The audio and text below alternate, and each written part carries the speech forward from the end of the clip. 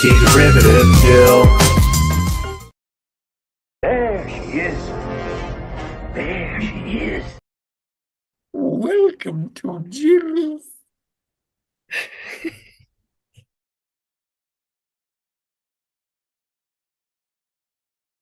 All right, that's enough of that shit. Let's get this show on the road.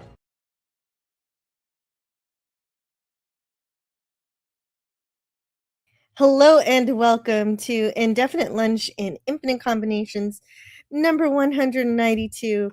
We're back with For All Mankind Season 5. Geez, how long has it been since the last season? When did Season 4 even come out? Because I reviewed it a few years ago. Season 4 For All Mankind came out. Was it 2022? It was 2023. So it was 3 years ago. So 3 years later, we get another series. It seems like we always have to wait a really long time for quality science fiction shows. And yeah, this is For All Mankind season 5, episode 1. It's called First Light, and it first premiered just this past Friday, March 27th, 2026. It was written by Matt Wolpert and Ben Nadivi. And I guess Wolpert said somewhere, I was trying to look for some production stuff, but since this show was just made, it's harder to look for that stuff, but I'm going to try a little harder next time to dig for more things. But he said this is he basically wants you to think, well, what would it be like if you grew up exclusively on Mars? And of course most of the kids in this episode are leaving Mars to go just to university on Earth, except for, of course, Alex, who was the son of, who's the grandson, let's put it that way, of Ed. Ed's grandson, but he can't leave Mars because of a medical condition. And so we're gonna just talk about all sorts of stuff today about the show, which is really neat.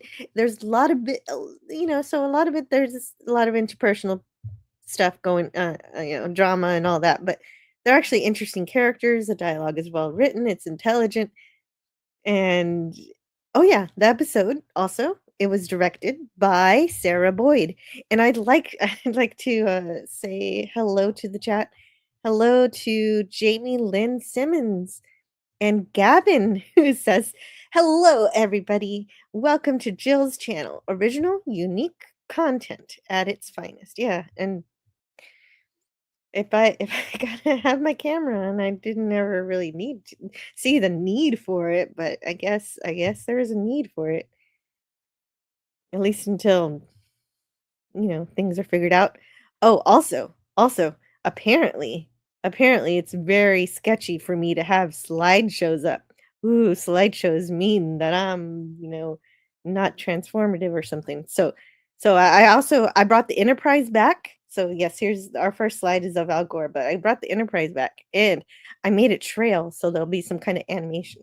So I can just do this, and then we've got to make sure he doesn't show up for too long, so we can look at him for a little bit, but that's it. That's enough Al Gore for you, apparently. Okay, so this is just ridiculous. But if that's what we got to do, I can adapt. And oh, yeah. Yeah, so sometimes some of our friends are going to show up here even if they're not in the chat. And Matt G is here, Crouching Taylor, Hidden Swift. Good to see you. He is my very first Patreon supporter. That's pretty cool. And Jamie Lynn has the Power Morpher. Really?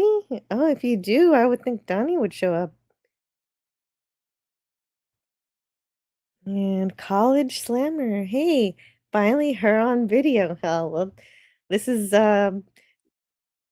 just to show YouTube that I'm not inauthentic. I don't really know exactly what's going on with the algorithm is all sorts of strange lately. A lot of people have been having trouble with it, not just me. And so Anyway, the synopsis for this particular episode is 9 years after the Goldilocks asteroid heist, Happy Valley has grown into a thriving colony, but an unsettling discovery threatens their peace. So, if you have not been watching my previous reviews of For All Mankind, it's basically an alternate history where Russia won the space race and got to the moon first. And so that encouraged America to go further than just being the first person on the moon, but also making moon bases, and ultimately, in the past couple of seasons, going to Mars, establishing Mars colonies, and now people are living and thriving on Mars in this fifth season. And so that is pretty great. I enjoy this. And if you watch the episode, you know what they're talking about when they say an unsettling discovery. But if you didn't watch the episode, I'll put it in Stand By Me terms. You guys want to see a dead body? And we'll leave it at that for now.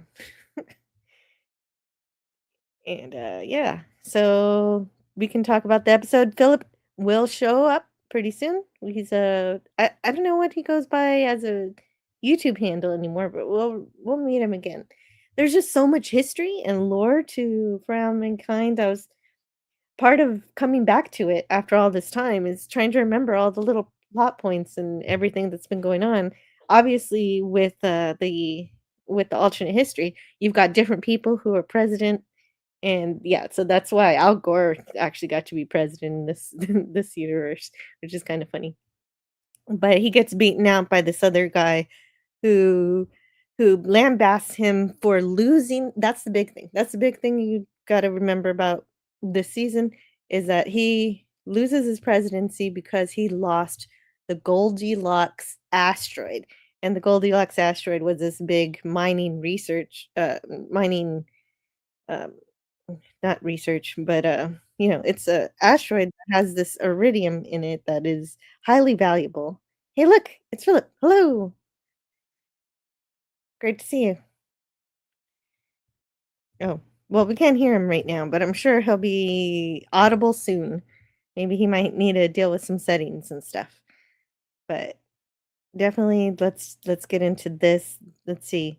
So, of course, like every good For All Mankind season, you've got one of those montages where they say, well, you haven't been here for a while, so we've got to catch you up from between what happened between the end of the last season and now.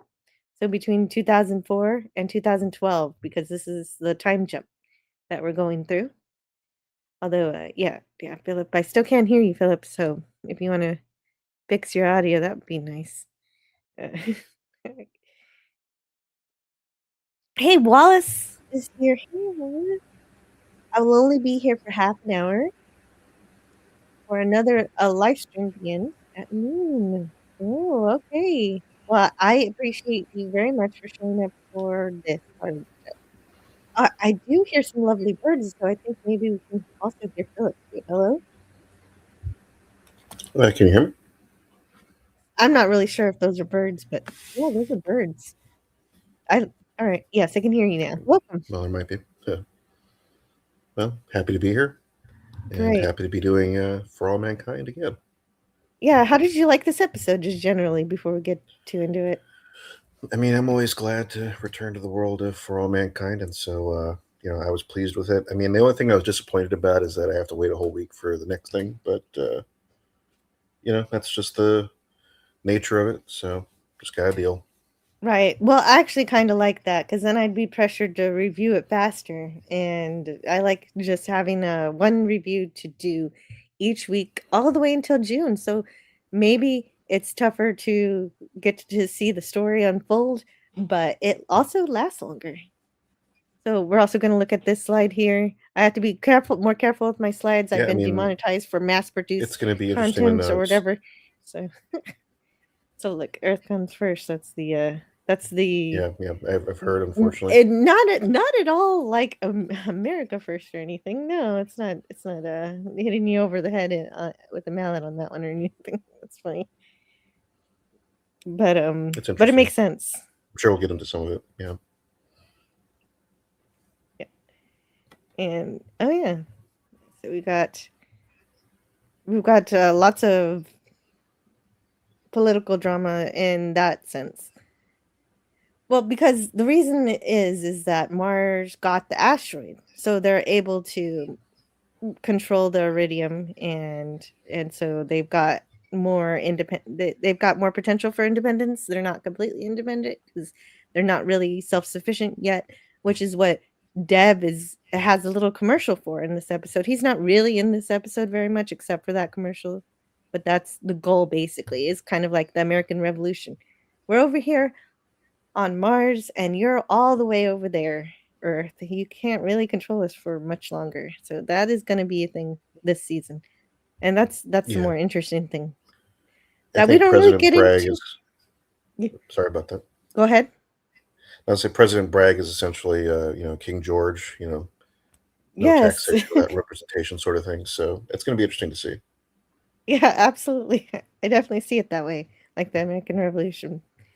But it's not just him though. It's the whole world. This wasn't, or at least the M6, the country states that are trying to control the Mars colony. Right. Leaving a like and a love. Hey, Tony, it's good to see you. Thanks for dropping through or stopping by. Low Specs Linux Gaming is also here, giving us a couple little penguins. And yeah, it's good to see you guys. And there's Tony's channel. Check it out. He's got some fun news broadcasts going on with his characters. Those characters are fun. But anyway, we're going through the time loop, and I promise I do have slides. I just have to be more careful with them, apparently. Oh, and we were talking about him, so let's see him. There's the Bragg, former VP Bragg. He was the VP for Ellen, right? So yeah, there he is. I think in season 3. Yeah, and there's a little bit since we last seen him. Right. He was kind of, he's kind of not nice. Anyway. No. So it kind of makes sense what's going on here. And hello to John the Beagle Dad. Started watching from the beginning. I have not seen the new season yet. I am up to season 3. All right. Well, I look forward to you catching up with us and telling us what you think of the show. Hello and good morning to Canadian Spider-Man. How are you? Great to see you this morning. And so let's see what else. We've got lots of slides here, so let's see if there's anything interesting. I might skip a few if they're not all that interesting. So, I mean, there's a lot of interesting things that I think occurred between 2004 and 2012, because now we're at a time where I'm a fully conscious adult and I can, start seeing how my life would have been different versus, I'm wondering what my For All Mankind counterpart would be like at this point. Yeah, true. I don't know. I'd be out of college myself. So, of course, Margot is still in prison. She's probably going to stay there the rest of her life. Yeah. She's got. I was actually waiting on, the wake up scene with her in prison. And so I'm pleased we got it. Well, I was waiting for the tree, and I'm pleased we got the tree. Are they going to just forget about the tree? But no, they didn't. Mm-hmm. I think I'm the only one who cares about it, but it's there. It's good. The show. And so that's a thing. Earth blames all of its financial troubles on Mars and the iridium. Yes, John Lennon and Jay-Z make a great album together. So in this alternate reality, John Lennon is alive and he does this collaboration, which is fun. Yeah, that's pretty crazy. Mm. Yep. Wonder what it would have been like. Yeah. This is the weird thing. I can understand things like Jay-Z and John Lennon making an album. Mm-hmm. But how does the space race being different in this alternate reality, make it so that Hurricane Katrina is not a devastating hurricane. Well, I think that's pretty much explained by the fact I forget which season it was. I think it was in the maybe season 2 or 3 when they did their beginning, where they're saying that the switch over to fusion power is kind of dulling the effects of climate change, and so one of the like butterfly effects of that is that Hurricane Katrina is not as intense as it would have been otherwise. Interesting. Which is, I I'm think this is the not first time sure we've I seen like a buy that. natural. Well, I mean, I think it makes complete sense to me. I mean, it's like, because I mean, they've had something like 20 years of, actually, 30 years of fusion power, being the main driver of the economy. And that's why you have like this big push against, you know, space because it took away so many jobs and so many, you know, Mhm. a lot of the infrastructure that otherwise would have been used for space. Sci-fi snob says, "Is Bush president? Bush caused Katrina, so maybe that's it." Well, funny enough, Yeah. there is a Republican president in 2005, but either that or he is a better manager of any hurricane event, Well, which was you're tracked. saying he's saved by the fusion power, so the warm air wasn't warm enough to meet the cold air to make a strong enough hurricane that it did in our reality, is what you're I mean, saying somehow. we have like 30 years of fusion power and not as much, because I mean, there's already like a change to electric vehicles in like the 80s, so we've had almost 30 years of electric power or electric vehicles kind of offsetting the number of gas cars on the road. So I Yeah, think but I mean, just yeah. basically a hurricane is made because warm air meets cold air in the water. And so the only way that this makes sense that Katrina is weaker is if that combination is not so intense. Yeah, so I mean, it would be that over those 30 years that we haven't had all this CO2 in the atmosphere, it's dulled somewhat. There's Yeah. not as much of that, you know, intense damage that you would otherwise have had from it. What does CO2 do to intensify a hurricane? Well, I mean, the whole thing is that when you have the melting of the polar ice caps and all that, you're actually having ice into the water that's supposed to cool a lot of the ocean currents. I think that's been a lot of the concern as of late, because when you have these disturbances in the North Atlantic current, the North Pacific current, that you end up having a lot more of the propensity for these hurricanes becoming a little bit more unstable.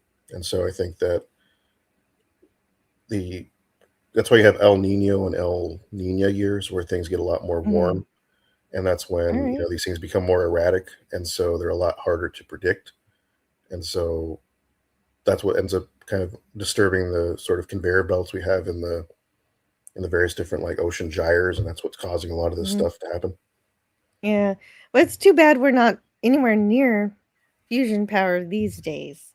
We can't seem to catch up with For All Mankind, can we?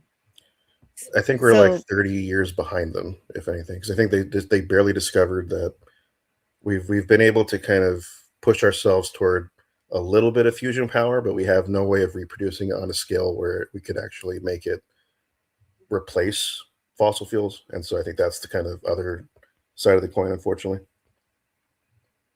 right, we've got yeah, but if we had fusion and we had helium-3, it'd be pretty great. Low Specs Linux Gaming says our sun drives our climate. One volcano eruption blows all our pollution out of the water. Oh, just one super volcano can pretty much annihilate a lot of life. Hmm. Anyway, Emperor Goodwin says hurricanes never happened until we started driving cars or something. Well, that's definitely not the argument, but interesting. No, it's not, but it's funny. I know it does seem absurd like that, but I'm taking a broad perspective on this. Thanks for being here, folks. Please hit the like button to help to support the channel. Warm air, cold air. Sounds like a bunch of science mumbo jumbo to me. I bet it was Bush. Sci-fi snob. The jokes in the chat are great. The only things that make sense is that our sun is different. Oh, the Wayfarer Project is here. Next time, when we have fewer hurricanes than usual, they'll blame that on CO2 also. Well, these things happen in rather strange units because I mean, there's like a canard where people kind of think that because we've had like some years we're like hurricaneless, and then they're thinking, okay, well, it's evidence that climate change isn't real, and I'm like, no, these things oscillate. These things happen in like waves and different things. So it's not always going to be uniform across the board. And the less ice you have in the ice caps, the more the ocean is able to heat up, and so that causes us to have more intense hurricanes and more rainy seasons, and you end up having intense flooding. You end up having all kinds of strange, wacky storms that you otherwise wouldn't have had. And so I think there's a lot of knock-on effects that once you kind of think of how these things would expand beyond just one little thing, it's quite alarming. But that's why I kind of get into arguments with people who like they only blame the one thing. They're like, oh, the AI data centers, those are using up all kinds of water and stuff. And I'm like, yeah, but cars and jet fuel still use a lot of energy. But even more important than that, it looks like Blockbuster is not going out of business in this timeline. In fact, it is opening a store on the moon. Yes, this was the one that really got me. Actually, it even says here that there's plans to release original content, which means it implies that in the world of For All Mankind, it's Netflix. Yeah, Blockbuster's Netflix. Yeah, that's amazing. And Canadian Spider-Man asks the tough questions here. So how does this affect sonar in space? Yeah, no. Sonar in space is just it's muffled. Not doable. Yeah, you don't that's why you don't hear stuff in space. All those explosions we hear in science fiction stuff, that's not quite accurate. Yeah. Sylvia, hello. People really forgot. We're coming out of an ice age, says. I mean, Los technically Exos. that's true because I mean they say that if there's ice Sorry. caps, that it's You still just- an ice age. You just convinced me not to watch that show. All right. Yeah, no, I thought it was crazy. I don't really believe that the alternate. Yeah, I don't really know. I'm not I sure mean, if it was like, the ice I think caps have that kind of power. I mean, it's pretty interesting because I took a class in like weather and climate, and it was very eye-opening. Mm-hmm. Emperor Goodwin says fusion power is the future and always will be. Yeah, so I don't really think it matters if climate change or whatever. All that matters is that we move towards the energies that are better, and yeah, it doesn't matter really what you think about it. Fusion. I mean, I think going toward great fusion and anything nuclear is going to be way better than anything fossil fuel related. Right. Nuclear is getting cleaner and easy and better to do than it used to be. Although I don't know if anybody's actually implementing it that way. Yeah, I mean, it would be nice to see them push for more like thorium-based nuclear reactors because those are definitely the more cleaner of the wide variety of different nuclear reactors you could possibly have. But it's pretty interesting. Yeah. Canadian Spider-Man says, I've been through 2 hurricanes, one in Venice and one in the Dominican Republic, as well as mini typhoons in Tokyo. They're not that bad. Kind of fun if you don't own property. Yeah. I mean, I think I've been through one sort of hurricane, but because I Southern was California, almost, yeah. You were almost in one? Yeah, but I didn't want to be there, so I took my family and we left to West Texas. It was the last Hurricane was it Harvey? I think it was Hurricane Harvey. Oh, so that was a while ago. Yeah. Yep. Yeah, Southern California, we have our mountains are too tall, so if there's any hurricane that comes in, it'll usually get the top sheared off of it, so it'll destabilize very quickly. I am. Okay, so the Wayfarer Project, I've been having trouble with YouTube lately. They think I'm mass producing Well, apparently they're getting a content lot that's of not people on that. educational. Yeah, Yeah. yeah, it's inauthentic content, and what I produce is mass produced and easily replicable at scale, and I'm just posting things because it'll get me views and not for like none of my videos even get views. The logic doesn't logic here. I Yeah. don't No, I think it's a I lot of that, sort of like it audit, like something you did, like triggers one mm, tiny little thing, and then that's all they need to give you this, you know, a wave of crap. mhm. Well, hopefully it gets reversed because mine is the least I don't violate any of the things that they say I violate. I mean, okay, maybe I have a slide up for too long. If that's a thing, then yeah, so maybe Yeah, I I had don't to know. worry It's about that. it's really If bizarre, I but I did mean, my best. look, We'll see if anybody I need listens. a I need I need this robot. Oh, thank you. Thank you very much for responding to that post. I need this Of course. robot to clean my house and to cook my dinner for me. This would Yeah, it be very seems like good. they're a little further ahead in terms of automation and AI technology, but we haven't really seen too much of the AI stuff itself in the For All Mankind universe just yet. Mhm. Yeah, we haven't seen it, but it's there. Jokes. Yeah, it's What in the background jokes? so far. The Wayfarer Project says I got an email from YouTube saying that I posted sexually explicit content. The link went nowhere and nothing was removed. I didn't even post yesterday. And so, what I'm thinking about that is YouTube is basically run by AI, and AI has a tendency at this point in its development to hallucinate. And so, Or I just think get it things just, flat out wrong. Yeah. yeah, yeah. So, I think it just, I don't know if it actually found something it thought was sexual or just imagined something that wasn't even there. Yeah, or maybe it saw something that vaguely might, if you kind of like stretch the meaning of sexually explicit might be, but yeah, it's like you need a human hand to sort of, you know, Mhm. intuitively check these things. You can't just depend on, the AI to do it all on its own. I think that should be pretty much evident right now, but apparently not. The people on the moon won't put up with that Netflix slag. They demand physical media. Yes, that's That's the right. interesting thing because we haven't even had we haven't heard of anything. Because I mean, they don't even have internet in the For All Mankind universe. Like it's at least the last we heard, Mm. it was still sort of like held up by the military. Really? So I don't know what.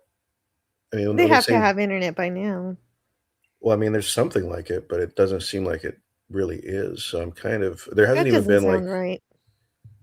I mean, that's what it was. I think in because they were doing D-mail still because like a Yeah. D-mail Well, scandal Dmail was one of the is things. email.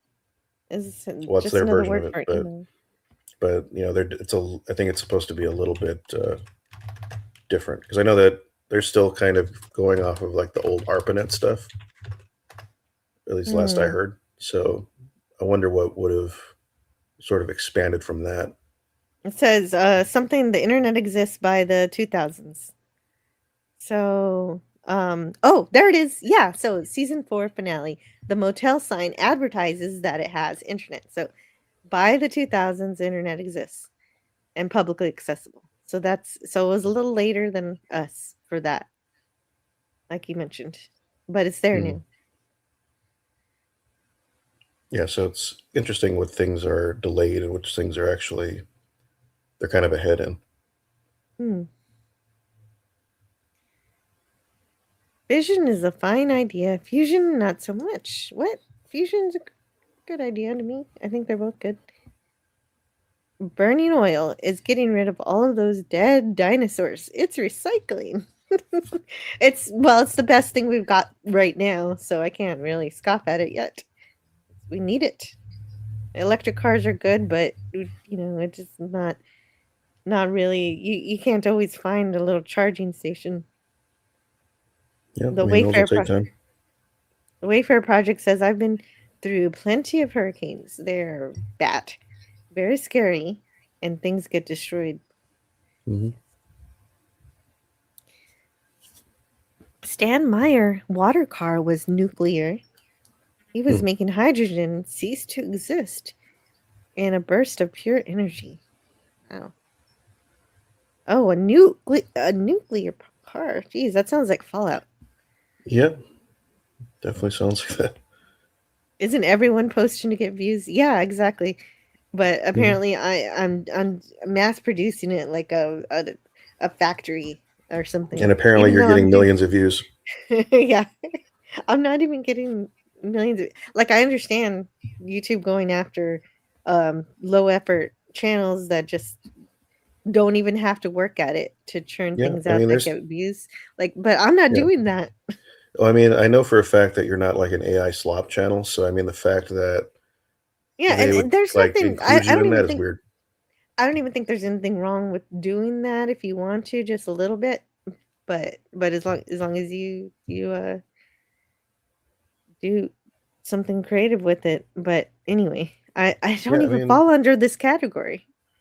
it seems like they're doing because I've seen a lot of other people get hit with the same thing. So I'm kind of wondering if they're just doing like this mass thing where it's like indiscriminate Yes. and it's sort of we're gonna hit Shoot anybody and it doesn't matter, shoot first, ask questions later. or even shoot first, think never, like Ash Williams. He was not just burning hydrogen and oxygen to make water, he was getting less water back. And hello to Miss Sparkles. Hey, shout out to all those channels that post with the intent to not get views. Says sci-fi stuff. Okay, so I'm gonna drink this coffee for a minute. Can you read this from the Wayfair Project for me? Okay, it's not, or that's not the complaint that I got. I got an email about posting sexually explicit content. I didn't even post anything that they said that I did. So yeah, that's kind of strange because I'm thinking that it's just sort of like a blanket thing that they weren't really trying to target anyone specific, and they're just trying to like put a lot of people on notice. But even then, it's kind of like, why are you going to do something so broad when you're not even attacking the people who are actually responsible for doing what they say that's the big problem. Yeah. Yeah, that's nuts. I mean, I'm glad you didn't get a strike or anything, but this is not good. You might contact his support to try and get it cleared. Emperor Goodwin says, coincidentally, that robot that is the human Yeah. reviewer that responds to all complaints. Yeah, basically. At this point. Yeah, it's just an accusation. Yeah, it's an accusation with no basis in fact. You can prove to them that you didn't post anything. Although then they'll say, we deleted it, but there was nothing there to delete. Well, I mean, they got me on Facebook where that's why a lot of my stuff's getting kind of like throttled, where it's like I was making a joke to somebody about like the fact, something to do with like a drug. Like I wasn't promoting the drug. I wasn't doing anything like that. I was stating it like as a flippant joke. And then they said, no, you're being flagged for promotion of drug use. And I'm like, I didn't even say that. And yet, now I guess I'm throttled for like the next few months. Wow. On YouTube? No, on Facebook. On It's the Facebook. same kind of Okay. thing where it's like what they call the shitification of social media is starting to hit everything now, and so things are just getting worse and worse. Oh, I love this with the death. Okay.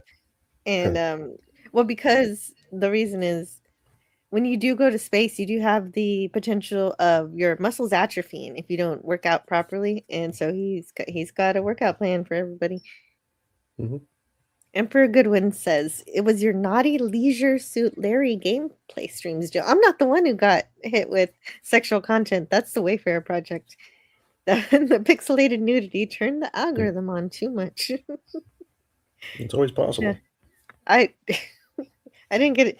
I didn't get in trouble for although those streams are limited, used to have limited monetization when I had monetization. And I just was like, it's Leisure Suit Larry, that's fine. It's totally cool. There was no explicit. It was all pixels, like he said. Wallace posted on his Facebook account an image that was made by Meta AI and received a lot of complaints from my Facebook friends. Mm-hmm. Oh, and here's the elevator. Oh yeah. There's the space No, we elevator. got The only disappointing thing is Helios didn't get it. It was the Russians got it, right? Kurgan. Yeah. So they got the contract. Mm-hmm. Electric cars are still powered by coal. Yes, we still Well, use coal, we still use gasoline, we still need those two energies. They're not going anywhere. I would say that most of our fuel, though, in the United States is still fossil fueled, not necessarily, mostly like natural gas or some sort of a petroleum product. Coal is like a smaller, significantly smaller portion of that entire energy landscape. Mm. For all mankind assumes more research in transportation technology and therefore less into tech. Information technology. Yeah, that makes more sense. Yes. Yeah. I mean, I think that's pretty accurate. Okay. Well, thank you, Emperor Goodwin, for hanging out. Go enjoy the rest of your day. And yeah, I do hope YouTube corrects the error. Was it real or just one of those scam emails? Yeah, that's what I also wondered, but put a screenshot of the email and it looked like the email was correct. The email address looked correct. But it still could be scam. I don't know. They can't flag you if you didn't stream that day. Oh, that's why I was asking. Wayfair, did this same message show up in your YouTube studio? Because if it was a message to you, it should also be in your YouTube studio. And if it's not in your YouTube studio, then this is somehow a falsified message. And minus 20 degrees, electric cars don't work so well. And sadly, that is most of our winter. Dang it. Dang it. Oh, man. That's too bad. The screw tube exploitation ghetto is not worth the hassle. Yeah, well, I'm starting to realize that. I just don't know how to succeed on Rumble like you do, though. Emperor Goodwin says his channel is low effort. I don't even make videos. That's funny. Yeah. I mean, I'm trying to get back into the game, but I think my whole thing is that I'm not. I mean, eventually we'll have to see when I get high enough up on the subs that I have to entertain the Oh. thought of like dedicating myself to memberships, or I'm doing the other thing. But yeah, I think most of my stuff I think is going to either come from a Patreon or some other thing. I'm not going to like try to dedicate myself to, because I think the content that I shoot out anyway is going to not really give me any AdSense money, so I'm not trying to depend on that too much. Yeah, I don't get ad money either. I get $5 a month from ads. Mine is mostly supporters from listeners, from people who watch the show and send super chats and memberships and stuff. Viewers like you. Yeah. Yes, thank you. So Canadian, but I do have a Patreon now and a Ko-fi. I learned how to pronounce Ko-fi.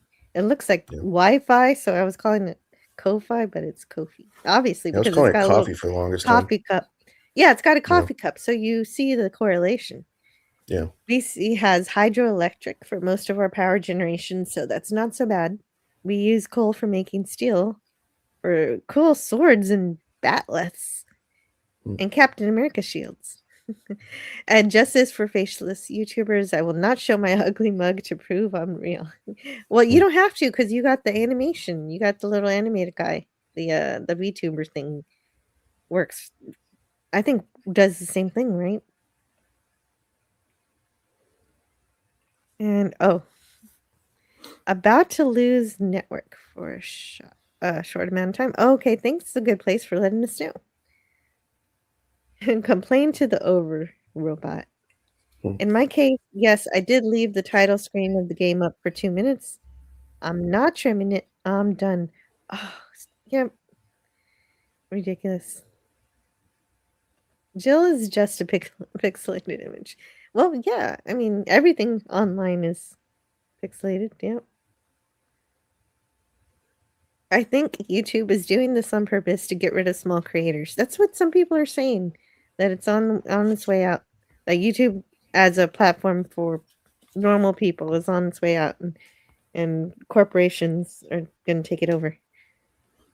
I don't know if that's going to happen. The culmination of a long process, because I mean, there was like a big controversy, I think, a few years back where they were doing something even dumber, and then you know, it's just escalating into this time where it's like you just want like big YouTubers who don't really like buck the trend or who don't try to upset the apple cart, and like nobody's going to be, you're gonna end up with a whole, platform where it's just, meaningless nothing videos that get millions of views, and I think that's the safe market, decision. So we'll see. Oh, I don't like those meaningless nothing videos. Hmm. Oh, Pathfinder. So they're retiring the space shuttles Yeah. So if you go back to that slide, to the shuttle. yeah. So I'm from LA, and when they had the Endeavor come to town on the back of a 747, the little shuttle carrier, and I was there to see that come in. They had like a couple of F-16s like on the sides of it. It was really amazing. We went to the USS Iowa and saw it happen, and then we were basically there for the entire time it came to town, because after they did that, they flew it into LAX, and they had to like take down a bunch of like light posts and stoplights in order to kind of guide the shuttle from LAX through Inglewood to the Samuel Ocean Center over at the California Science Center. And Hmm. so, in the For All Wow. Mankind universe, if I still was born, there's a strong chance that I would have been able to see Pathfinder, be taken from LAX to the California Science Center. I think that's crazy, but Definitely. yeah, it's not the Endeavor that's in the California Science Center. It's in fact Pathfinder in the For All Mankind universe. And then the flash mob. And then, okay, so we're also going to be paying attention to some of the conflicts around the world. India and Pakistan seem to be having some trouble. So Mhm. we'll see how that develops over the course of the season. And we've got tent cities going up, which is a reality in our time now, but in this case it's because of Mars. The Mars economy is affecting Earth and Mhm. reducing some of its wealth. Yeah. And yeah, so but I mean that's what they're saying anyway. I don't know why Earth can't adapt. Well, I think the implication is that the fact that we're going into fusion, we're going into this Goldilocks era where now energy is being shifting. All these different things are happening so fast for people that people can't really catch up, and so many jobs are being lost but not being replaced as quickly. And I Mm, think that's why that's fueling a little bit more of the resentment toward space, and why someone like Bragg could win the presidency, because there's so much of that growing animosity toward it. right. James Caserta says VR mail, virtual reality mail. Hmm. Well, We're getting there. yeah, we could do that. It's just we had to put this. Who those things are too heavy. I don't like the way they feel. So they Mhm. have some in this episode which are much better because you don't have to connect it to the computer. It just works like a Game Boy that you put on your head. So Yeah. that's a lot better. Dirty Martians, they took our jobs. They're taking our jobs. All right. So let's bring the slides back up. Oh yeah. Okay. So these signs everywhere kind of feel, or at least this sign right here. Gosh, bring it up now. Report suspicious activities to peacekeepers. That Mhm. that seems a little 1984. Yep. So there you go. And the peacekeepers, they're I guess they're like the police officers here on Mars now. Hmm. And this is the point where we get back to Mars. Let's see. I'm gonna find where I am. And did I miss anything? No, no, no, no, no. Oh, there's one thing. North Korea, because of their involvement in the last season, they are not a part of the M7 anymore. So now Hmm. they've been kicked out. And but I was watching some of the extras, the mini extras. It says that they made their own moon base or Mars base rather, but away from everybody else, and they won't say where they are. And they just have a couple of decommissioned modules that they stuck together. So the they don't really mention it during the episode, but the North Koreans are lurking around. And a bunch of the ones that were there, I think, right around the Goldilocks time. I think most of them are the ones that like defected, or now they're just like residents of the Mars colony. So Yeah. that includes Lee and his wife, I believe. So Yeah, but I'm not sure I know what Braggs's motivations are. I know that he's capitalizing on the bad economy and saying it's all Mars' fault, but what does that do to actually help with the economy and everything? I just don't really get it because well, I mean, because everybody needs that iridium. So it makes more sense to be cooperative or well, I'm collaborative. thinking that it's probably the fact that, because I mean, even today we have people that are kind of like clinging to old jobs because they were, you know, reminiscent of some kind of job security at one point, and so people want to return to that sort of time Mhm. where you have a job that gives you that kind of thing. And so a lot of this like new age technology, or you want to call it that, is sort of an unknown, and they're not trained for that, and so you can't easily train somebody who used to work you know in a field somewhere and then retrain them for space. It's kind of the Yeah. whole conversation where it's like, train all Go these learn how truckers to to be code. ITers. Yeah, Yeah. it's really nonsensical. Mhm. Okay, that makes sense. All right. So North Korean base also has blackjack and hookers, says Yep. Gavin Blackburn. I wouldn't doubt it. That's a possibility. Let's see. Oh, okay. Let me make sure I didn't miss anything.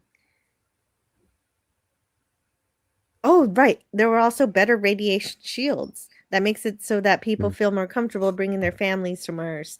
So we have radiation shielding for our astronauts right now, but the way they're describing it in the show is more like electromagnetic shielding. So it's sort of like maybe artificial magnetospheres, Yeah, it which I'm looks not like sure we have.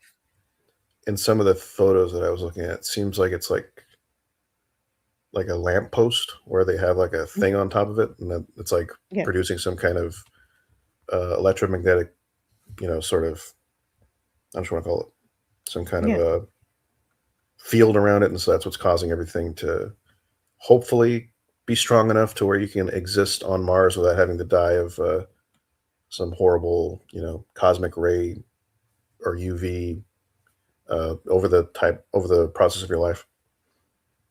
Mhm. And there are more of those posters. Oh, Mhm. also important to note is that they call people craters if they arrived to Mars on one of the cargo crates. Yeah. That's important to know. Yeah, that's one of those things where I like the idea of it, and I think calling them creators is kind of funny, but um, Oops. I just don't know. That's probably the only thing in the premiere that I thought was like, I don't doubt it could happen. I just don't know if it's possible this soon in the timeline, but we'll see. Mhm. I'm down for it. So the peacekeepers are chasing after somebody who's spray painted free Mars on the walls, Mhm. and they fail to actually catch her. And there it is. There's the free Mars. You can't see it because it's not big anymore. No, it's still good. It's much better now. And so, gosh. Okay, so let me see. These notes. I don't want to read all this. I Mhm. put too many notes in here. I don't like them.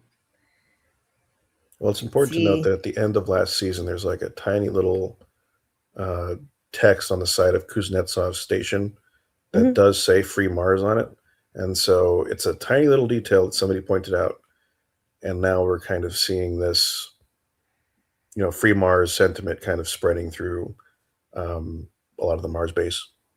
Okay, I guess we could say this is Fred, and the other one is Boyd, Yeah, and so and so they're chasing somebody, but they don't catch her.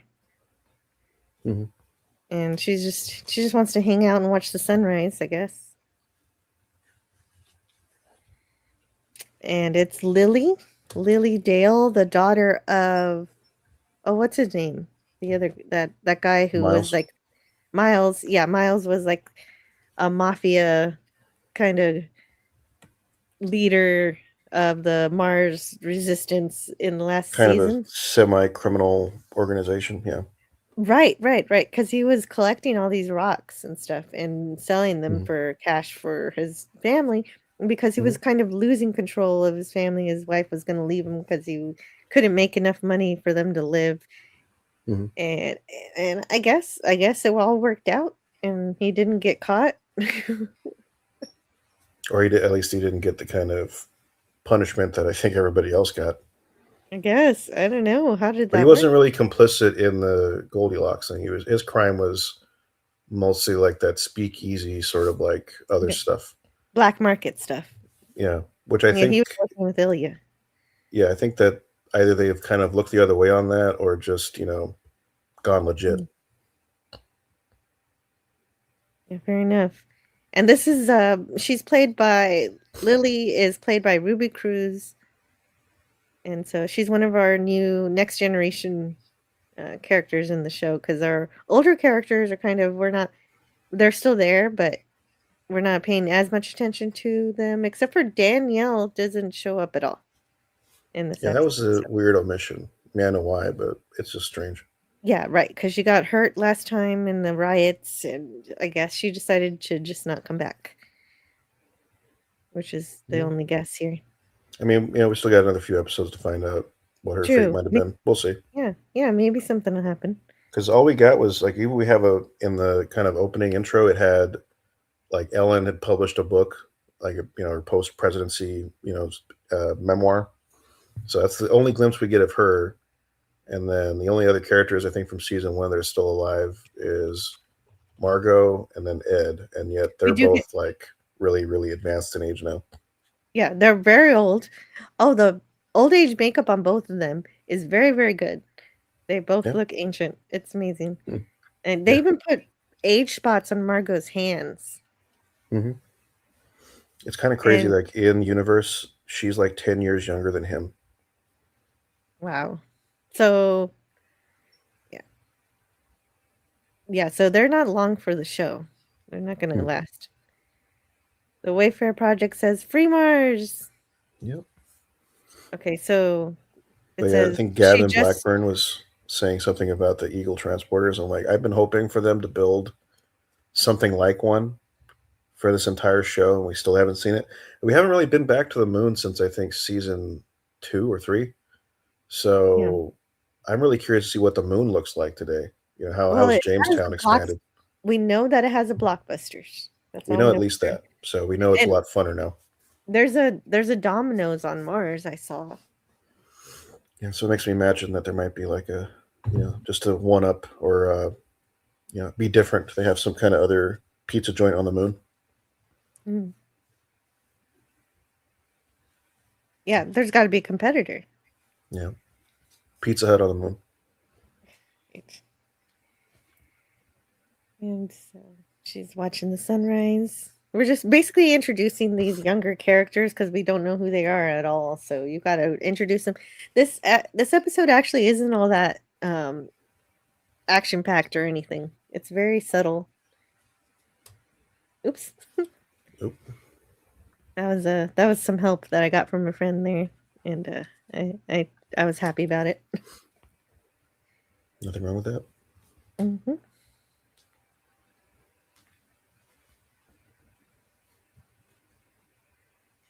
And I like to get these credits because this is so all the actors in the episode, Cynthia Wu, everybody. And before we get to see the wake up scene that you already mentioned, Mhm. Sean Kaufman, that's one of the new kids. That's Alex. Ruby Cruz is Lily. And I don't know, Ren Schmidt. Mhm.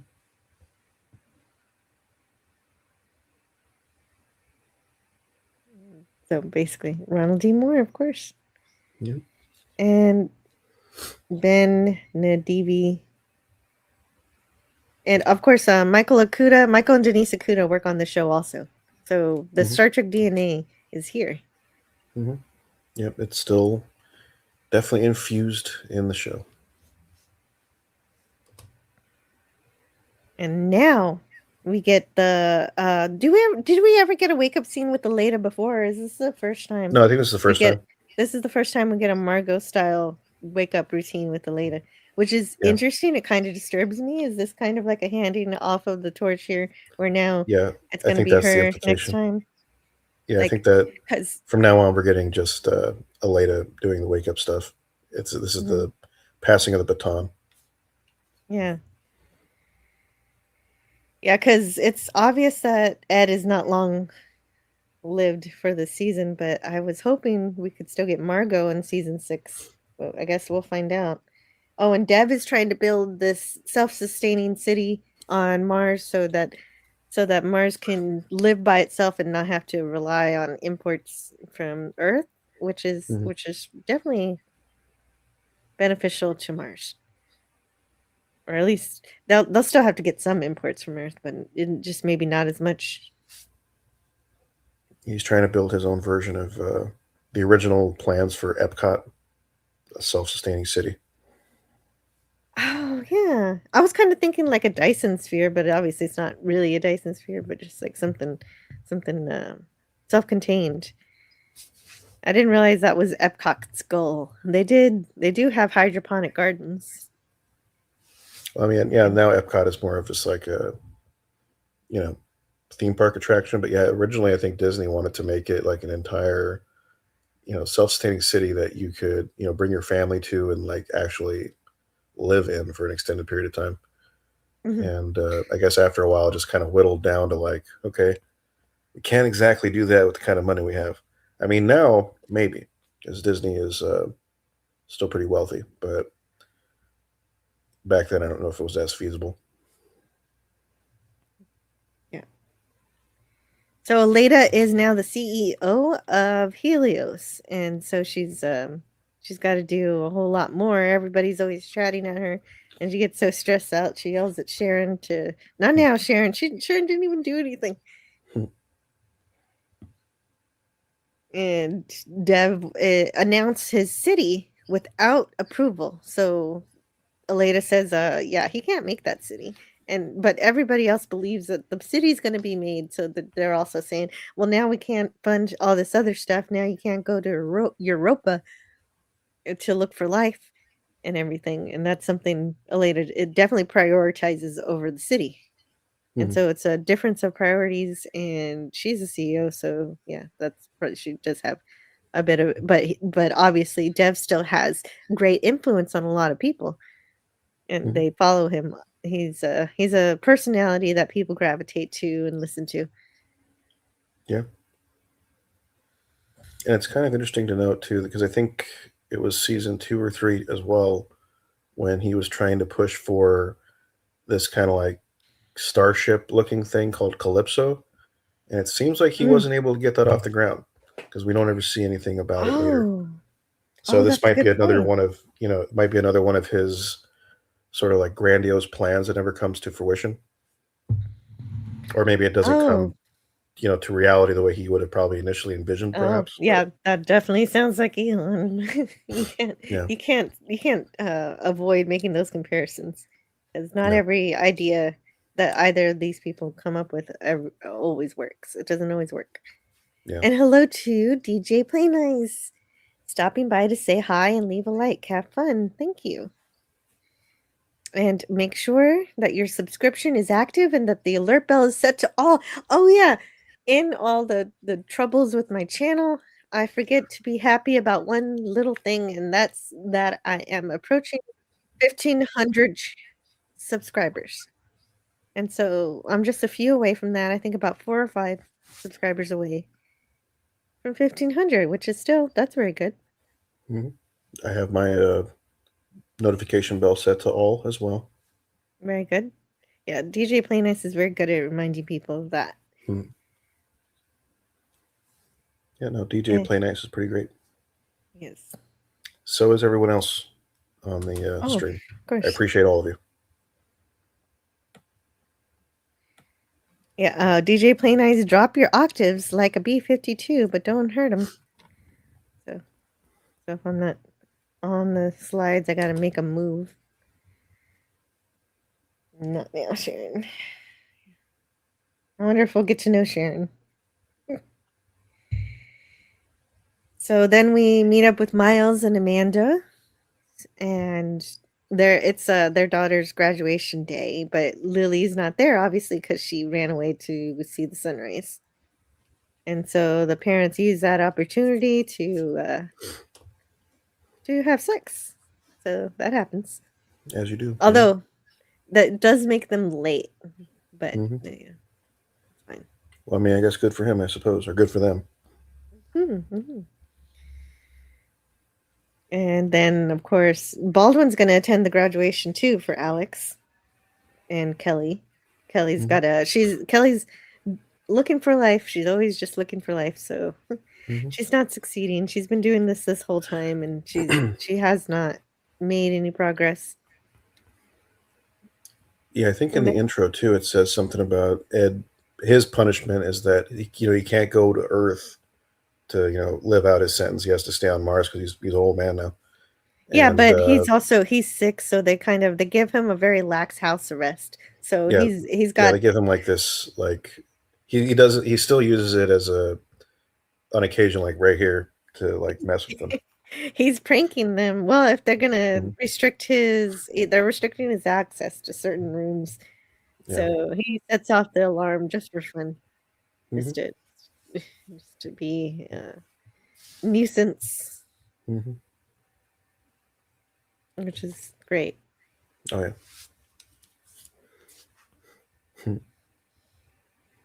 And I don't know if we'll learn about any of those people either.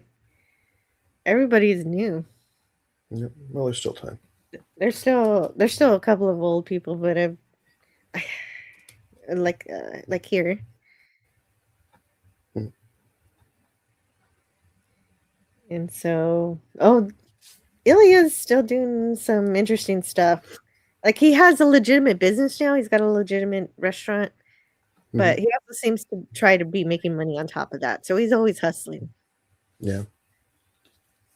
And there's some caviar there. They're not just regular caviar, but salmon eggs. I want to try that one.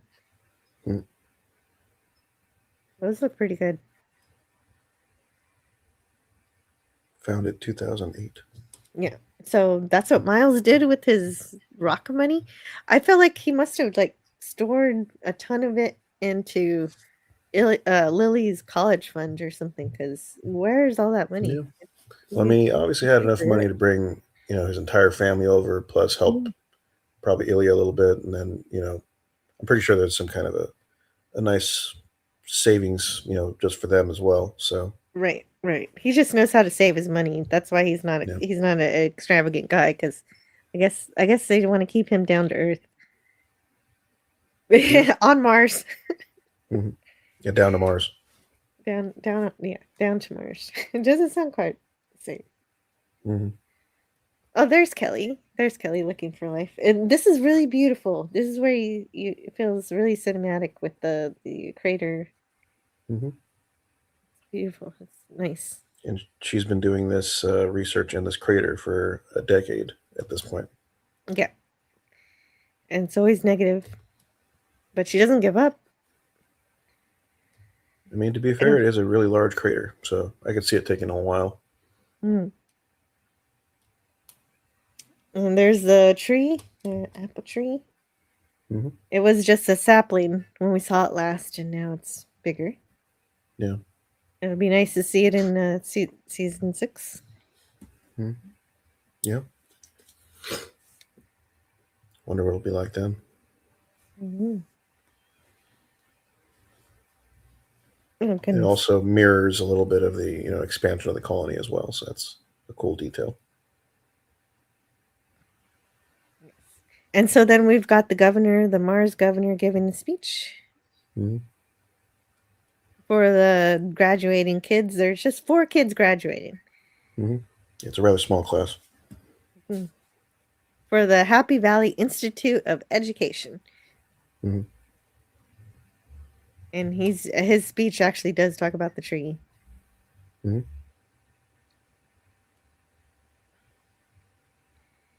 And so, yeah. Old Man Bird says, Tony, if Lady Gaga can be considered beautiful, I know you can. Faceless if you want, but there's nothing wrong with your looks. We can't all be Henry Cavills, you know. That's Hmm. true. That's true. Small Time Republic. Hello. Ed Baldwin is immortal. It does seem that way. It does seem that way. I think he's in his early 80s. Is that right? Yeah, I think from some of the expanded stuff that I've seen, I think he was born in 1931, so that'd make him 81 in 2012. There you go. Same birth year as my grandpa, so that's kind of interesting. Same generation. Wow. Okay, so the graduates are Alex Politov. Politov. Okay, so that's this kid here. Everybody's covered up by Eric's. And but you can't see them. Let's bring them up. And then we have Lily Dale and Marcus Haskell and Gulsora Akalmatova Hmm. over here. Or maybe that's her. This one's Yeah, her. This is yeah, she's Lily in over here. between. Yeah, Lily's on the far left, and then she's in the middle, kind of sandwiched between Yeah. Alex and Marcus. Yes, that's right. So this is Gulsora. Mhm. And they have a party.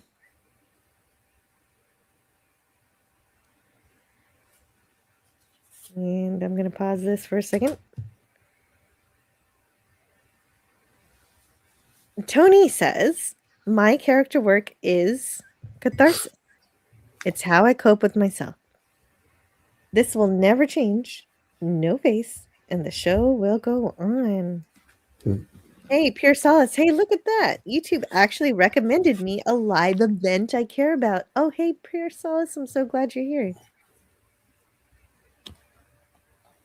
And so we're having a graduation party here on Mars with the 4 kids graduating, and they all pretty much have their lives together. They all pretty much know what they want to do, except for Alex. Alex is not quite sure because he's got a pretty big legacy to live up to, and I don't think he knows if he wants to do that or not. Everybody wants him to. Yeah, Everyone wants him to either follow in his mom or his dad's footsteps. Or his grandpa's footsteps. I It's just mean, yeah, somebody.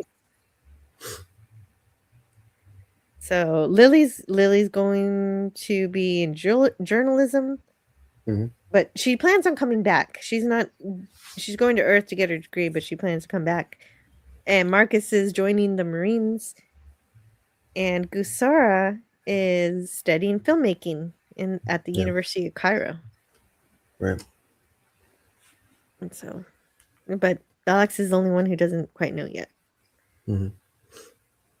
Kind of reminds me of Jake from Deep Space Nine. He also had, of course, his dad is, oh, are you gonna follow in his footsteps and be in Starfleet? But he ends up being a journalist, like Lily over here. Yeah. Yeah, I mean, I'm kind of wondering where they're going to go with his character. I mean, I kind of think because we'll get to that when we have that slide come up, but it seems like he has a definite sort of goal in mind, Hmm.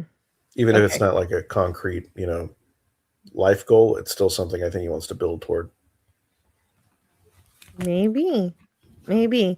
Are you talking about when he's looking at the VR headset and he sees the Yeah, ocean? Because he can't go to the ocean. yeah, no. So that's what I think is going to be an interesting sort of He can't go to Earth. But you're gonna say discussion. he's gonna do it anyway? Now I'm thinking that somehow, I mean, I feel like that's going to be a thread they're going to kind of weave through the season where, because I kind of feel like his arc is going to eventually evolve into him, taking on the mantle of being like a space explorer. Mhm. and I kind of think that they're going to be. I mean, this is kind of my speculation, where I'm thinking Oh, that he's going to try to make it to Titan. oh, Titan or Europa? Hmm. I mean, my whole thing with like Jupiter is that, I mean, even they have said that they have like technology to kind of handle, like they have electromagnetic shields on stuff, but even then, I'm not sure the radiation of the Jupiter system is that. I don't think you can protect against that level of radiation because it's just so intense. But Hmm. that's why I'm thinking Saturn is more interesting because at least on Saturn, you have Titan where it has an extended atmosphere, so you don't have to worry about exposing yourself too much to the you know straight hard vacuum of space. That's pretty much the case on all of the moons of Jupiter. Oh, you don't need as much of the radiation shieldings there. Yeah, because I mean, if you're on Titan, you have the big heavy atmosphere that can protect you enough from what's going on down there, and there's a little bit of a magnetic field there on Titan too. So that's why I think, as a long-term goal, it'd be better to set up a colony there rather than on. I mean, I don't Hmm. think you could probably do like an outpost way station thing on Callisto because it's far enough out from the magnetic dynamo of Jupiter. But even then, it's a little It's iffy. colder. Yeah. The chances of anybody graduating on Mars was 1,000,000 to 1, they said. Hmm. And going to Earth to get her degree is Old Man Bird thinks that's funny. That is kind of funny. Time to bring the ocean to Mars, says Pure Solace. Maybe. He is. I mean, there's that possibility because I feel like there's also Mm. kind of shades of Kim Stanley Robinson's Mars trilogy in this. We're still in red Mars territory. Eventually, it's like, green Mars Oh, is like the process of terraforming Mars, and then blue mhm. Mars is now completely terraformed, and now it's a second Earth. There really hasn't been a discussion of terraforming this season, so maybe that'll come up. No kind of seeding or volcanoes or, artificial volcano is one theory. We Yeah, don't exactly have a Genesis device, so I no, don't that know would make things a what lot quicker. But yeah, Pure Solace says, "Let's crash some giant snowballs into Mars and get this terraforming party started.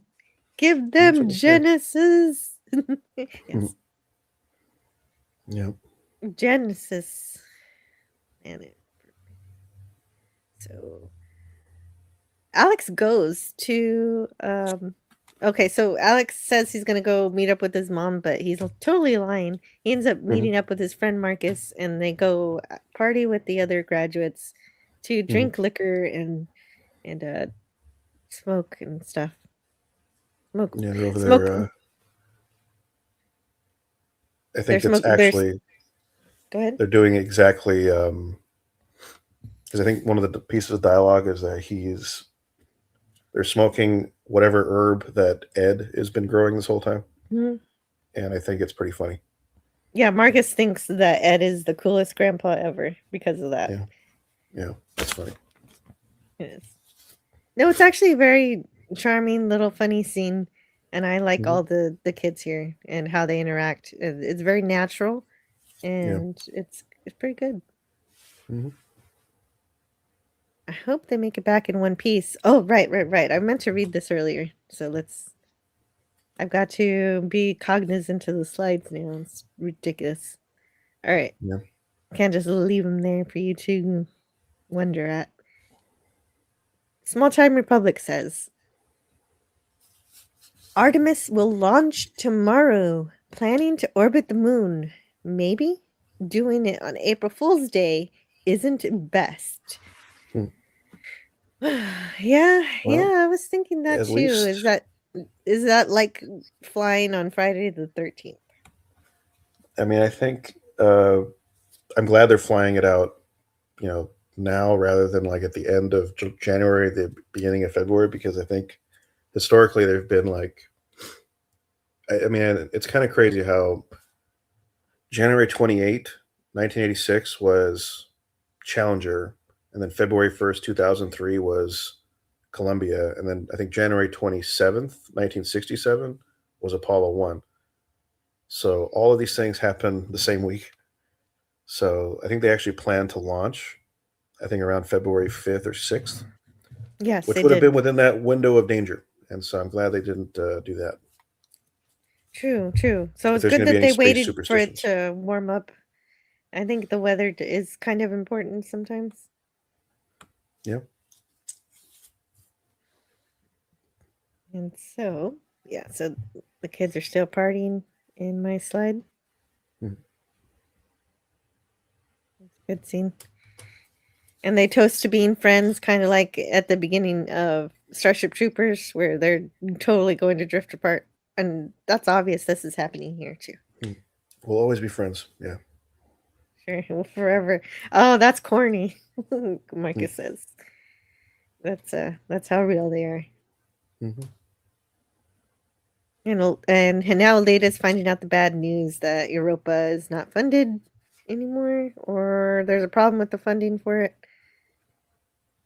Where are we going? Well, we're back on Earth for a minute with the Leda. Any manned mission is a risk for sure.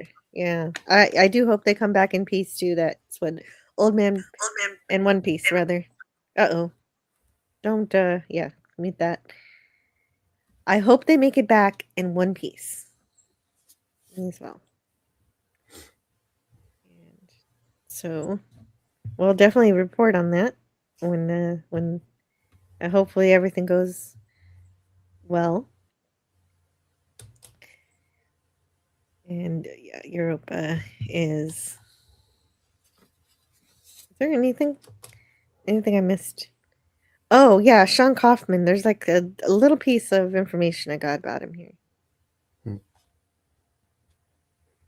And he said, I have a quote from him. I had to literally jump right into it because I was filming season 3 of The Summer I Turned Pretty. And I literally wrapped up shooting, hopped on a plane, landed, and immediately started For All Mankind, he said. That immediacy, however, was softened by a cast known for cohesion. So apparently Joel Kinnaman helped him out with this. And he continues, he says, I cannot express just how nice Joel Kinnaman is. He's a sweetheart. He was just this wonderfully giving actor in person. He would just show up to set and say, "You're doing good." And so, yeah, so that's great. Yeah. That's great that he's supporting the new actors. And the Wayfarer Project says, well, that's one good thing that came out of this YouTube stuff. We now get to see Jill. Yay! Mm. Yeah. This is something, well, yeah, Bird of Prey 5 always wanted this. I wish you were here. And right, right. So we've got problems with funding Europa, which is it. I'm pretty sure it's being telegraphed that is where we're going to find life, For and Europa. that's where, yeah, Europa, right?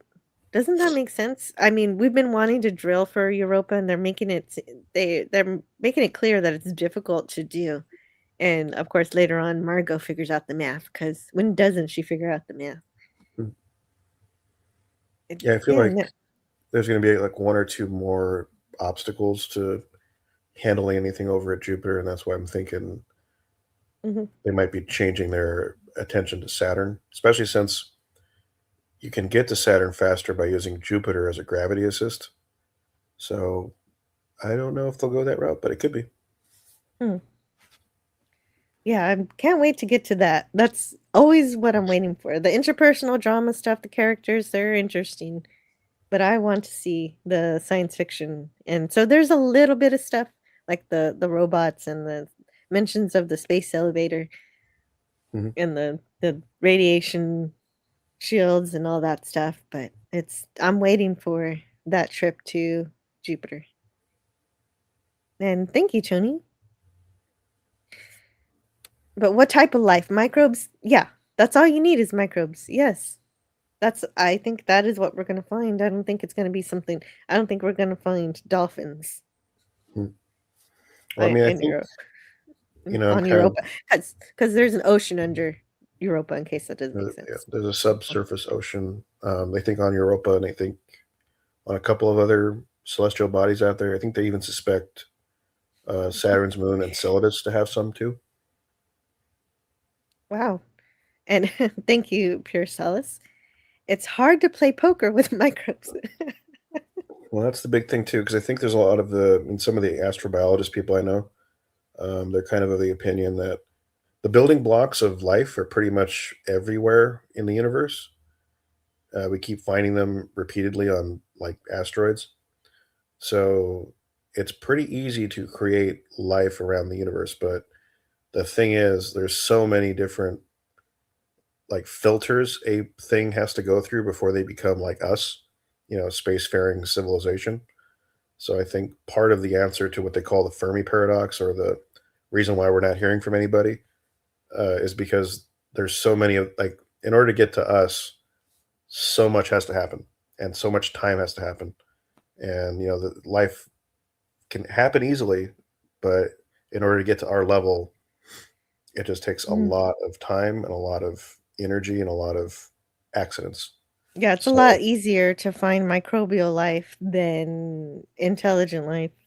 yeah, So that makes sense. And even more so, even a life who can actually explore.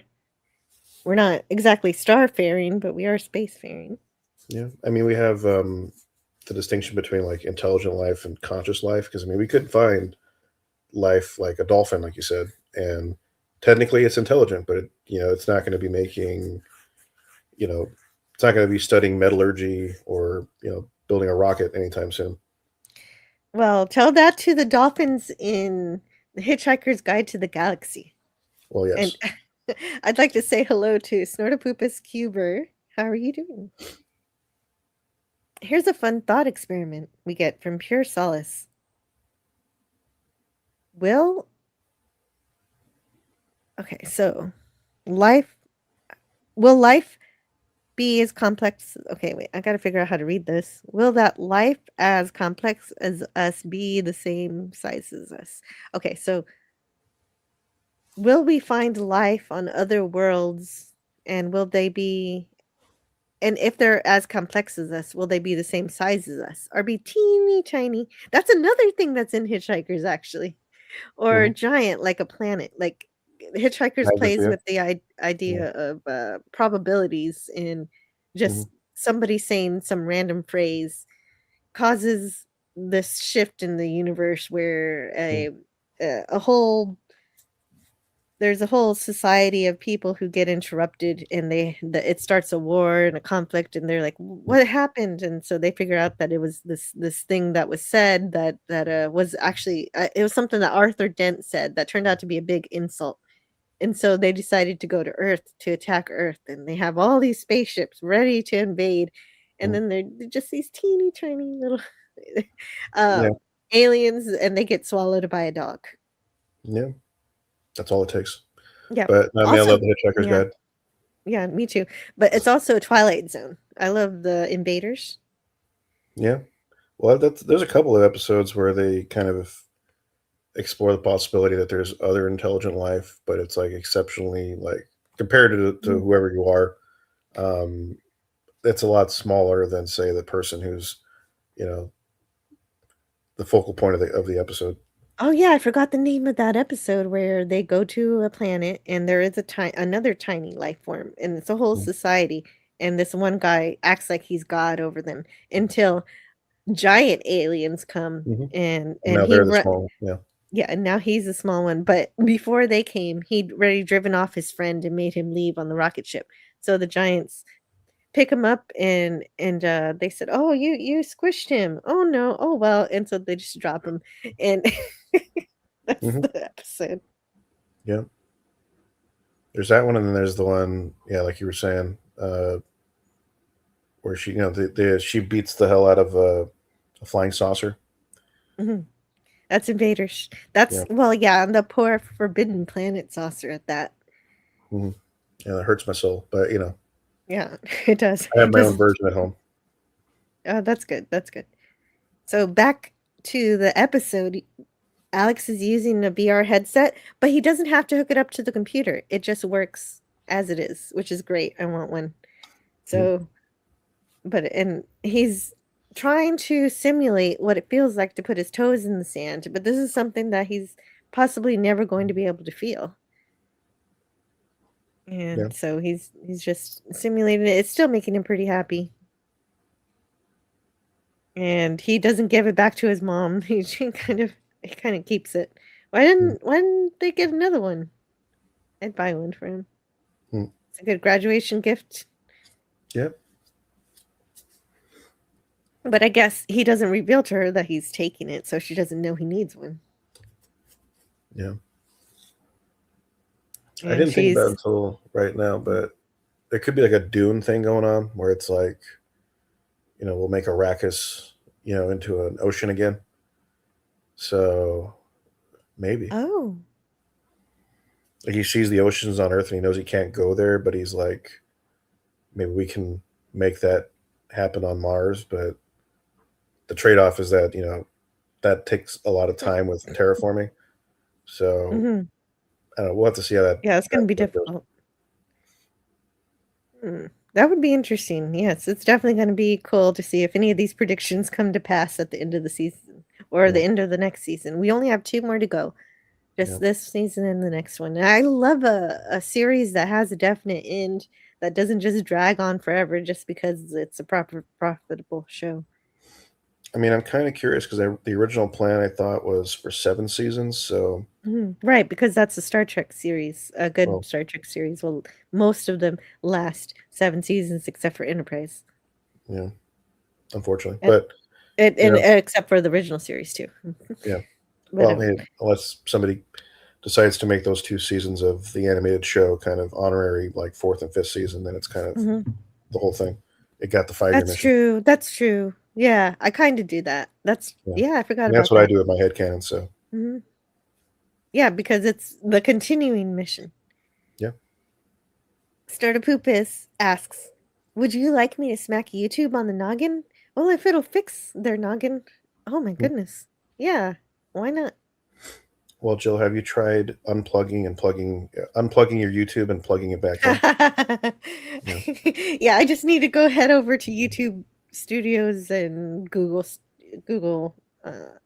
and just like unplug and replug their servers. Mm-hmm. Let's get it restarted. Mm-hmm. That'll And fix I'm not everything. really going to do that. Yeah. I'm pretty happy in my own simulations as well. But now with AI, you can have 5 more TOS seasons. Oh my goodness. Yeah. We'll see, because I think they were talking about getting rid of at least OpenAI's Sora, but I think all the other video AI platforms are still active. Yeah, So, they're the only ones that are quitting. I do like this scene. She's going back to her work, and he's sarcastic about it, and so she realizes that there's a bit of a tiff there, that she's always working and not paying as much attention to him. But she gives him good advice, and she says basically that you don't have to figure out everything in the future. You just have to figure out what's the next thing that you're going to do. What is your next step? Mhm. And he says a nap, and that's funny. Mhm. But that's really good advice. You don't just eat the elephant all at once, just one bite at a time. And nobody should be eating elephants. It's just the same. Yeah. Oh, and his actual best graduation gift comes from Dev. Hmm. So we're gonna see that later. Transport And Doc see what 7. Mm-hmm. yeah. Transport Dock 7, so you know it's some kind of vehicle. And now we're going to the sons and daughters of Mars meeting. SDM. Mm-hmm. Right. And Alex was supposed to show up at this meeting, but I imagine he didn't because he wanted to go see his present. Mm-hmm. And that's exactly what happens there. And so we're at the meeting, and it is held at Ilya's restaurant. And so they're upset with Miles because he's not a very good author, apparently. So his petitions are not being worded properly. So I guess somebody else needs to take up writing the petitions. So they finally figured that out. Yeah. And well, and having Goldilocks is a good thing on their side, but everything else is not working out because Earth is just ignoring their petitions. No matter how many petitions they write, they're just not making any difference. Hmm. And that's pretty much the whole meeting, I think. What's that? Did I miss anything? Well, I think there's a fun little thing where it's like Ed's reacting to their statement that somebody's going around spraying, free Mars, and then Lily's right behind him, and Oh it's yeah, she's the one who did that. yeah, And he says at least they have. Oh, what does he say? It's a like at really least they good have the quote. guts to do it or something, or at Right? least to Yeah, like show that. Something like show them that. what is. Yeah. Yeah, exactly. That's what he says. We can use some more of that up here. Hmm. We need to stop. We need to start doing more than sending a few pieces of paper with signatures on them. Yeah. Because they need to be able to control their destiny. Yeah. And that's something that they're not quite capable of doing just yet. Yeah. And then this line by Miles about Samantha Massey is Mm. interesting because I'm kind of wondering if I don't know how they would kind of make it work into the plot, but if Samantha Massey and Margot are in the same, federal prison, and then Hmm. something with that could possibly be another narrative thread. Really? Oh, I didn't consider that. We haven't seen her in prison yet. No, Hmm. but I mean it's possible. I mean it's That not is good. unlikely because I mean the Luigi Mangione, Harvey Weinstein, and like a few other people are all in the same prison in New York City. So I find that very interesting. It could happen. Hmm. Now, these people, Margot and Samantha, are nowhere near, what those people are doing. This is, a different thing, but of course. And Ed and let's see, who's this? Lee. They're having some drinks. Lee wants some advice because he's having troubles with his wife, but Ed just says, I'd never really figured that out. Yeah. And he calls him Dumpling. Hmm. And then that's something from the past that we know about. Yeah. From season 3.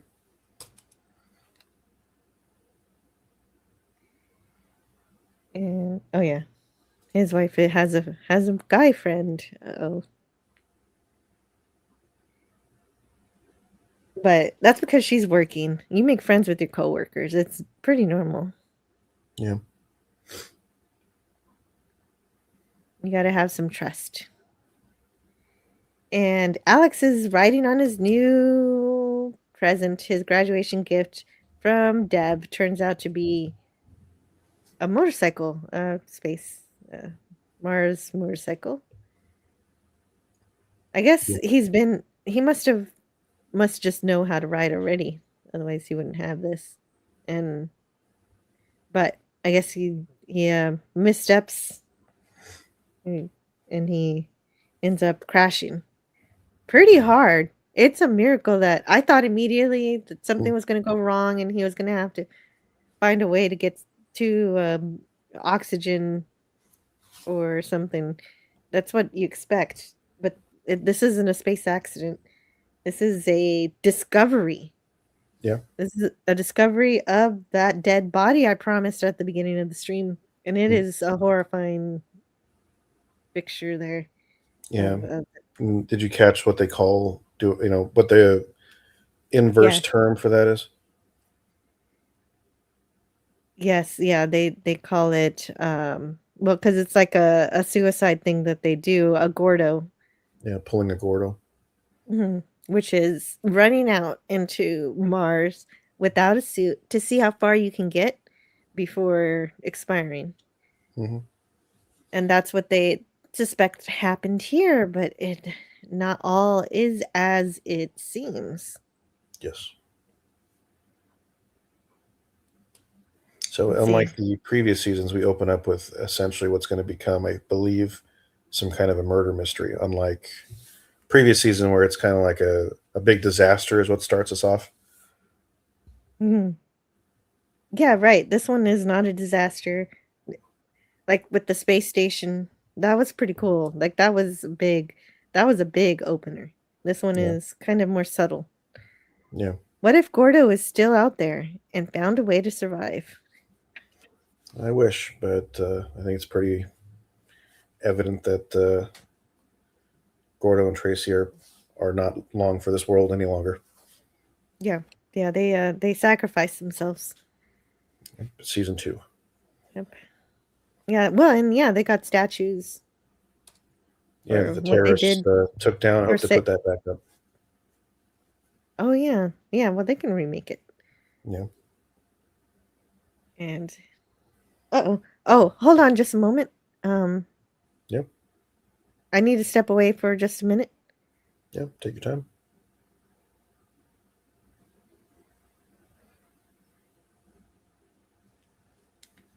I think one of the interesting things about the show, now that we've gotten this far in, is that we have, I think right after we air the next, or right after they air the next 10 episodes, or rather the next 9, we have a whole another set of, I think, another 10 episodes, which will just be Star City. And I think I'm really curious to see what's going to happen with that. I think Star City is essentially the Soviet Russian side of what what we saw in the first season of For All Mankind. But I do think we're probably going to see a little bit, um, probably a little bit before it happened, before they landed on the moon, and then whatever happened a little bit after that. So, generally speaking, I think we have about 10 episodes per season, and I think that's pretty much been the rule across the board, both on For All Mankind. I think that's what we have to expect from Star City. And yeah, so I think we're getting another 10 for season 6 as well. And so it seems like, because I believe I heard something through the grapevine that I think they're already starting to either write it or go into production, um, either this week or last week. So on season 6. So I think it's pretty likely that we probably will get season 6 within the next 18 months, if I had to guess. So it would not surprise me if at the end of this season, because at the end of every season they do like this little flash forward that kind of gives us a little bit of a hint of what the next season could possibly be about. Season 1, it was like a glimpse of 1983, and then season 2, it was I think 1995. End of season 3, we're in 2003. Season 4, last season, it was 2012, and now we're already in 2012. So I'm imagining that we're going to go and see whatever the 2020s will be. I'm assuming we could see 2027 at the end of the season, but we'll see. Oh, so you think we're going to catch up with our current time? That makes sense. Yep. Yeah, I think so. That, I think we're that makes sense. definitely going to be getting there. And that's why I'm kind of like thinking Titan is going to be the thing they do, because I think I saw one of the behind the scenes like background actors had like a patch that said Sojourner 7 Titan on it. So I don't know where in this season it'll fit, but that was something that was shot this season. So I know it's not something they're saving for season 6, but I know whatever thread that is will probably carry on into the next the final season. I think it's kind of wild we didn't show up at Jupiter already, but I guess we just got to Mars and got comfortable for a little while. Yeah. And I mean, I'm kind of wondering what, because I mean, it's not really clear if they launched the Voyager probes in this timeline either. I don't think. that's interesting. What's 'Cause, I mean, Carl that would Sagan mean doing in this For All Mankind universe? that's the 'Cause big open question. I have no idea. Because I mean, I would imagine that they probably would have had more Voyagers because now there's more money being pumped into the space program. Right. So there Right. could have been a Voyager Mars, a Voyager Venus, or whatever that handle those specific things, and then Voyager 1, 2, or Voyager 6. Mhm. We're referencing Star Trek the motion picture. Right. And one of the interesting Star Trek related things in the For All Mankind universe was hinted by Ronald D. Moore apparently in this universe. Phase 2 happened, which I think Yeah. is the coolest thing. Mhm. Instead of the motion picture. Yeah, we still don't know if there's any more Star Trek that's happened between now and then. All we know is that there are at least up until 2003 3 Star Trek shows. We know that much. It's Yeah. speculation And on what 3 shows there would have been, but mhm, we know it was at least TOS and Phase 2. right. And with phase 2, if they have Next Generation, it would be way different because Next Generation mined a lot of the unused assets of phase 2. Yeah. And I hope we get to see the first NX class ship Hmm. and show them Vulcans. And show them Vulcans. Yeah, maybe. Mm. I still think there's a lot of people in the fandom that kind of suggest For All Mankind is sort of a prequel to The Expanse. That's what Yeah. Ronald D. Moore says himself. I mean, I haven't heard him say that. I know he said that it was Star Trek is Yeah, kind of he does. the sequel to it. But yeah, I haven't heard anything about him saying something about The Expanse. I know Oh, there's a The lot of Expanse. Oh, I thought we were talking about this show. No. Yeah, I could. Well, but The Expanse is darker. This Well, I mean is that more too. optimistic, so The it's Expanse is like a maybe lot more like the Earth the is ex- kind of polluted in that one. the Expanse could be maybe the mirror universe, Yeah, maybe. but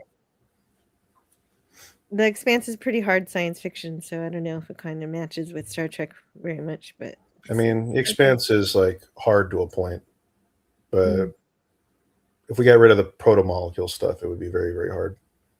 Well, you can always have at least 1 or 2 fantasy things, and still be I hard mean, it science doesn't. fiction. It didn't hurt for. It didn't hurt Project Hail Mary at all. So Definitely not at all. No, that was good. Such a good blend. Oh, I love that movie so much. I read the I'll be book and reviewing. saw the movie. So Happy birthday to Jill's favorite, Robbie Coltrane. I did not know today's Robbie Coltrane's birthday. oh, yeah. And yeah, rest in peace to Robbie Coltrane. It was born March 30th. Yeah. Oh wait. Oh, that's yesterday. So he was born yesterday. But you're close. It's in the ballpark. Gavin met him once. He was not in a good mood. Oh no. Hello, Penny. The Wayfarer Project says in The Expanse, they had one guy who got spaced and just floated around in space like it was in a vacuum. Oops. Well, Nobody's perfect. This show is a dramatization of the Enterprise opening credits. Yes, it is. Gavin, that's a great, great explanation of For All Mankind. It's exactly what it is. It's been a long road. No, I'm not gonna. So what are we even doing here? Let me see. I'm missing something. So we're going to be investigating the body. Yeah, that's gross. I don't know if anybody wants to see that. well, we don't have man. to. Well, There it is. Well, we don't have to stay on it. yeah. But it was this scene that kind of convinced me that because I kind of got the vibe in the beginning that she might be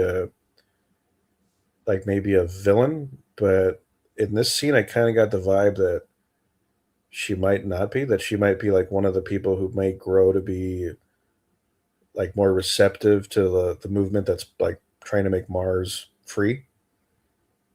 Oh, and that would be good. That would be good if one of the peacemakers were someone who wanted Mars to really be peaceful. Because I know that that guy independent. Palmer, he's like the new sheriff of Mars, they call him. And Yes.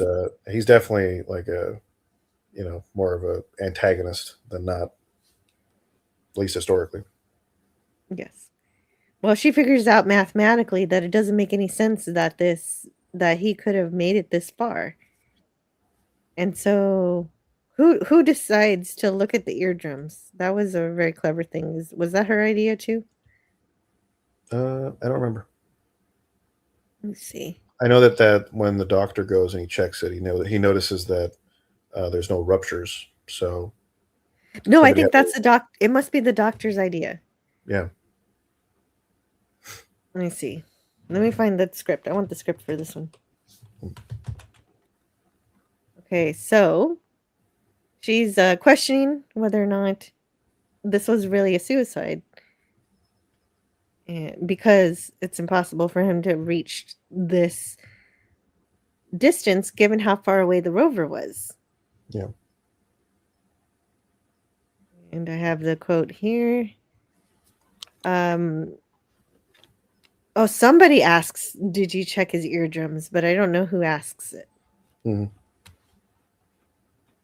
It's probably one of the doctors. That's logically makes sense. And when they take her math seriously, I guess we do see. But they're not ruptured. Since the eardrums aren't ruptured, that means he died in a pressurized environment. So he didn't die on the surface of Mars. I mean, he did die on the surface of Mars, but he died somewhere where not exposed to that the elements. Yeah. And somebody just moved him out to make it look like he gordoed.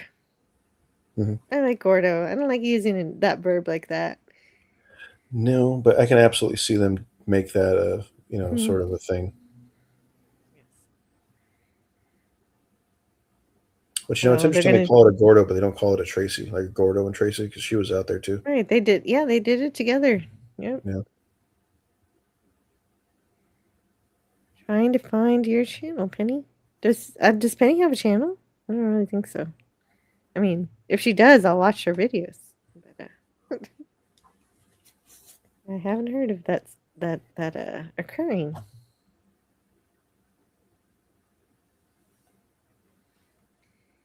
And so, yeah, so she's something more than just a peacekeeper. She's going to become. She does some Sherlock Holmes stuff here, so she's also a detective. Yeah.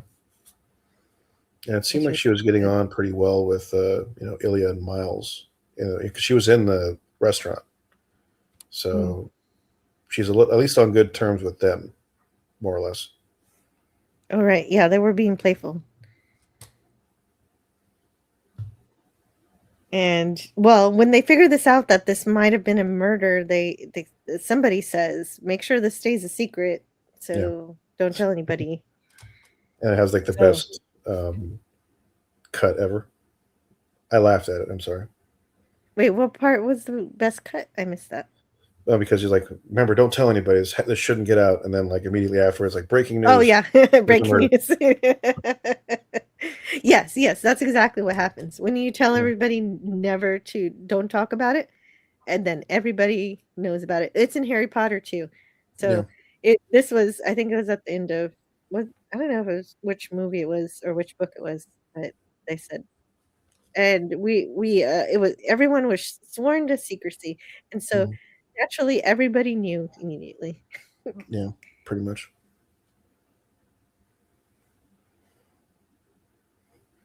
And so so this is the first murder on Mars. Surprisingly enough, that's so pretty peaceful on Mars, even with the riot, and there were accidental deaths, maybe manslaughter, but this is the first deliberate murder. That looks like it might have been a cover-up too. But that's a pretty optimistic. That's how optimistic From Mankind is that we're going to go to Mars and we're not going to deliberately murder each other. That's nice to know.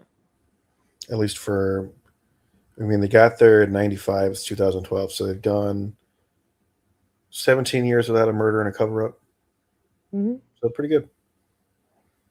Yeah, that's not bad.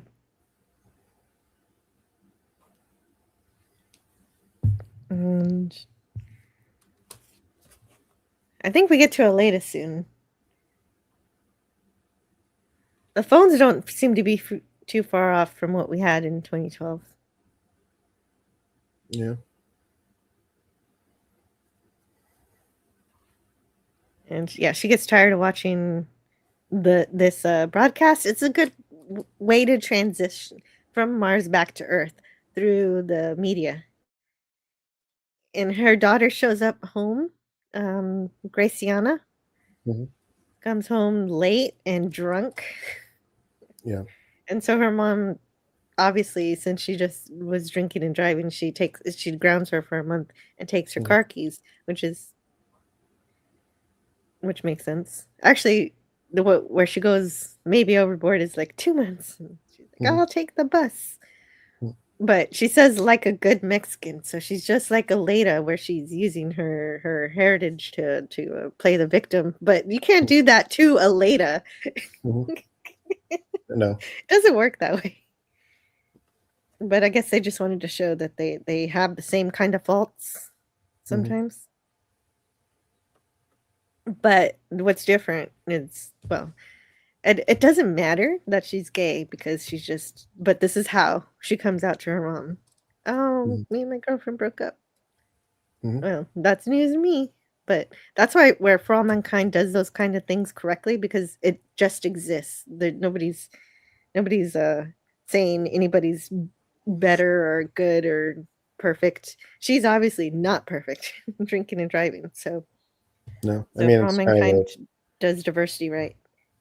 yeah. And that's, I think, probably why, when people have claimed that For All Mankind is woke, I have to like point to specific examples in the show where it's like, no, all this stuff. I mean, especially back in the first season when Mhm. it's like Nixon's women, like that was all because they wanted. There was an incidental factor. It wasn't because they wanted to It like was make a big statement. It was like, no, it we was need to just part of do the this. space race. It Yeah. was a competitive nature the way it was meant to be, because in the alternate universe, the Russians had the first woman on the moon, and Yeah. America And said, so, "Well, now it's our naturally turn."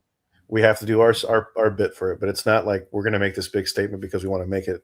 We only do it Mhm. because somebody else did it first. Yeah. So, yeah, agreed. For All Mankind is not woke. And we've got Alex and Kelly and Ed. Kelly's on working further away, so she's on the computer monitor. And they're dealing with maybe he has some emotional trauma from seeing a dead body, but Alex brushes it off and acts like he's not bothered by it. And so he's just Ed, but I do like how Ed tells him to be respectful, because he's kind of just avoiding. I don't think he's not bothered by it. Obviously, he has to be. But a lot of teenagers like to push away those kinds of feelings. Makes sense. And another terrible thing that happens is Ed begins to cough a lot. So whenever Alex heads off away from the scene, he's coughing, and that's the moment I realize that Ed is probably going to die this season. The cough of death. Yeah. Yeah.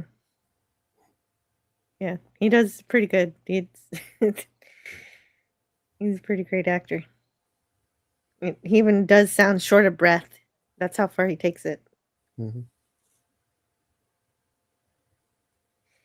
And Kelly's also disappointed that she can't find life, and she thinks she's going to lose her funding.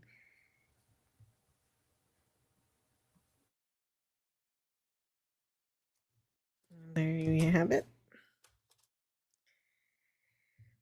And Ed goes to a doctor's appointment to explain the cough that we just had to hear, and we find that he's got stage 3 cancer, but he hasn't told his family. And that's why he's not breathing well.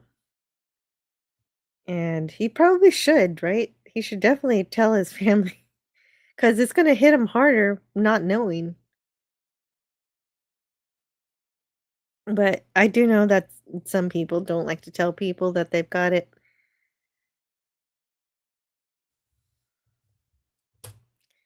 And It's true. Alex Alex apparently plays the doctor at chess and beats him. So that's how we know, of course, that Alex is extremely intelligent and has great potential. But what he's going to do with that potential remains to be seen. Hmm.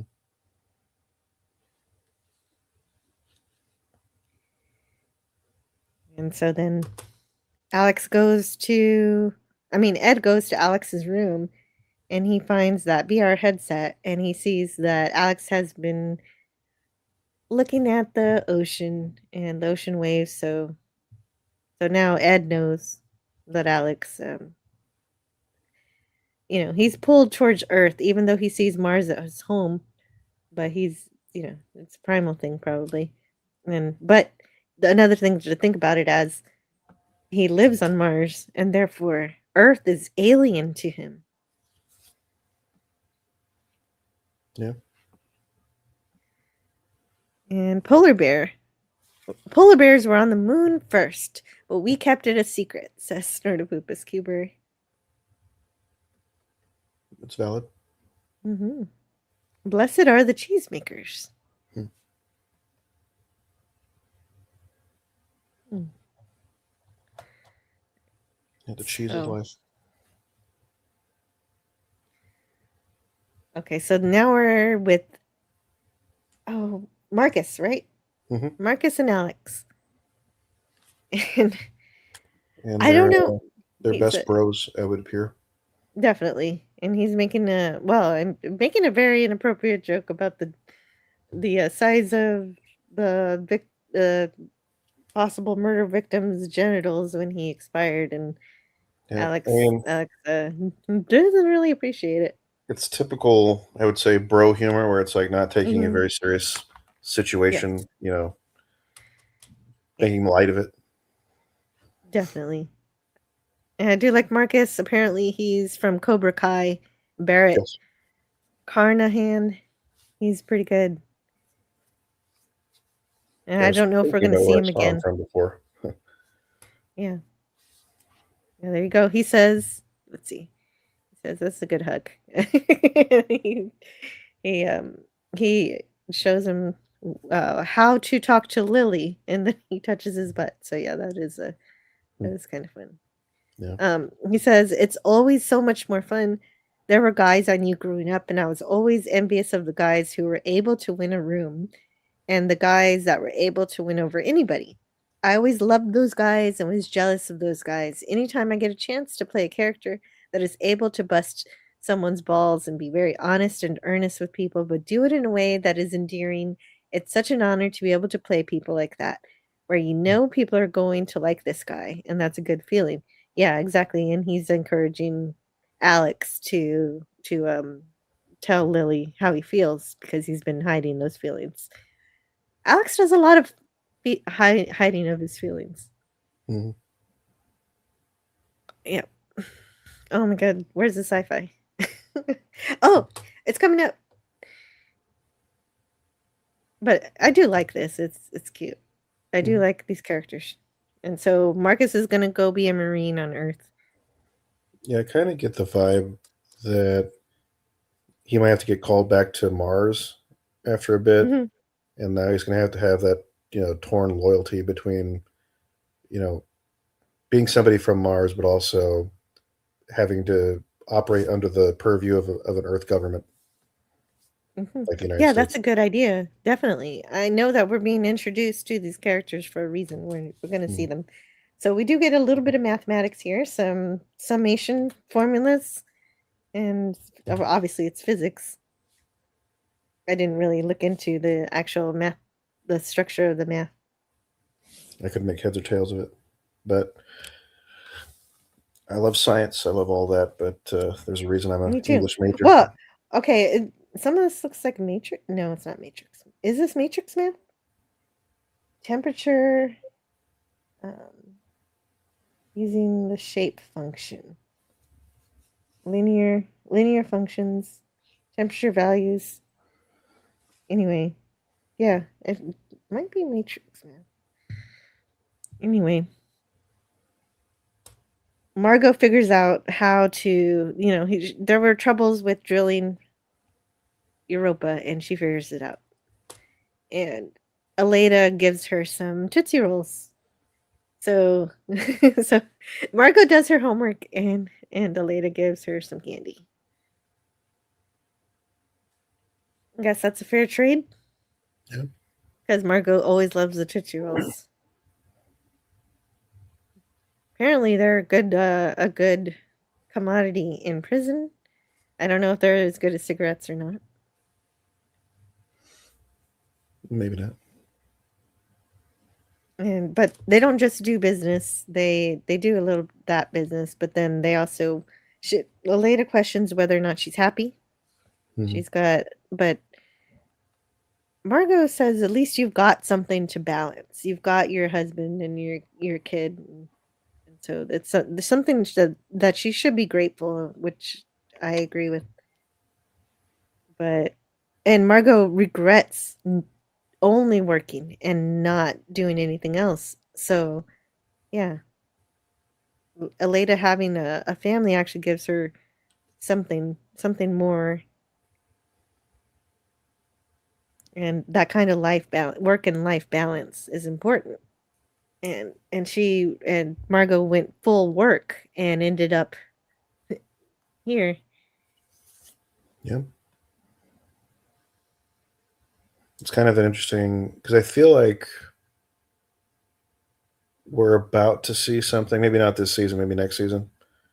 But because I mean, when we started the first season, it was Werner von Braun as Margot's mentor, and then his whole Mhm. controversy or kind of thing that took him out was the connection to the Nazis and all that. Right, right. That didn't happen in our reality. Nobody No, found out until he died, right? But something like that. for all mankind, I it think we was didn't make it revealed. as much of a deal of it until like there was a reason to make a big deal of it, and they're like trying to say, well, he was a Nazi, so this is why we lost or whatever. But however tenuous that might have been. But with this one, we have we've seen Margot's arc, we've seen where she's gone, and then like her big controversy was that she was a traitor, but it wasn't necessarily that she was a traitor. There was also like this, there was a reason why she was doing it. She thought that that was like the most utilitarian choice, that to not conspire with the Soviets would have meant that tons of Soviet people, regardless of the fact that they were Soviets, would die if we didn't do something. So Yeah, yeah. it's not cut and It's dry. not black and white. It's not like, No, oh, she's a traitor because she hated America. Obviously no, not. no. No, And so yeah, I kind of yeah. Her decision was one of a good heart, not wanting the Russians to make the mistake that would have caused a tragedy, and that yeah, just snowballed into becoming pen pals. yeah. I gotta sneeze. I guess it was just a cough. It's one of those days. Yeah. Uh-oh. I'm starting to get the allergy stuff over here as well. And they say that San Diego, California, where I'm at, is like the second worst city in America for allergies. And I'm like, huh, isn't that crazy? One place I Yeah. thought I would escape it.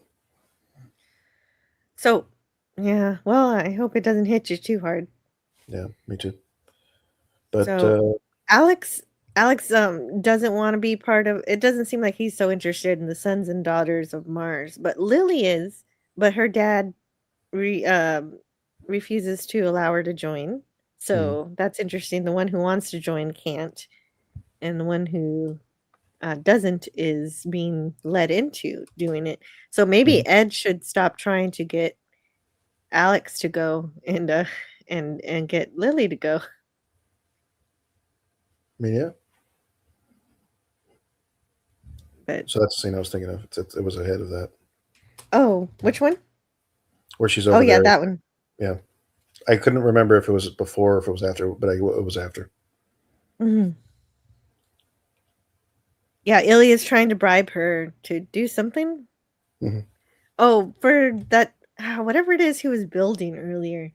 He built something and the peacekeepers said, "No, we can't do this. This is not safe." But I don't know Hmm. what was not safe about it or really what it was. I think even he said it was like some kind of like burdensome regulation that didn't really need to be like it was just like a Mhm. method to like control him and whatever he was doing Yeah, and it and probably others. was. But she doesn't agree to help. Mm, But she is nice to them. They're nice to each other. yeah. And so she is called and she goes with the peacekeepers to arrest Lee for the murder of Yoon Tai Min, which I don't based on what I know about this person as a character, I don't think he's a murderer. No. This is it can't be. Yeah, I don't I believe find it. it very, very unlikely. Yeah. So it So makes me we're wonder who gonna it is. right, exactly. Exactly. It's somebody else. Eh, And so what do we remember about their relationship? I guess let's look at a picture of him. We can actually see him. So everybody can see that's him. That's the dumpling. Um but I don't remember who was Yoon Tai Min. He looks I I don't remember what he looks like because now I just saw him as a balloon. Hmm. Mm. Yeah, I don't know if that. I don't remember if that character is someone we saw last season or if that's another thing.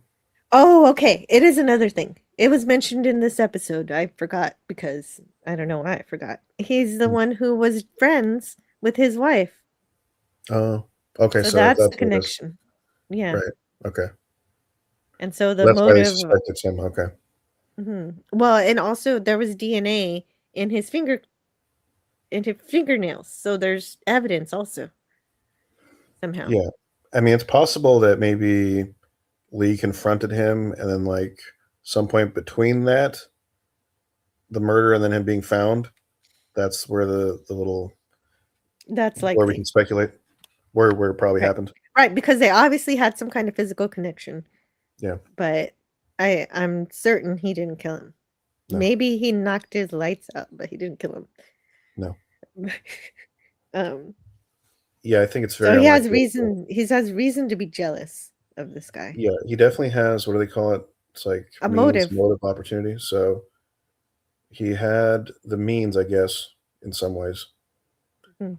but the motive, I guess, is definitely there. But then the question Yeah. becomes the opportunity. What would have been the time to do it?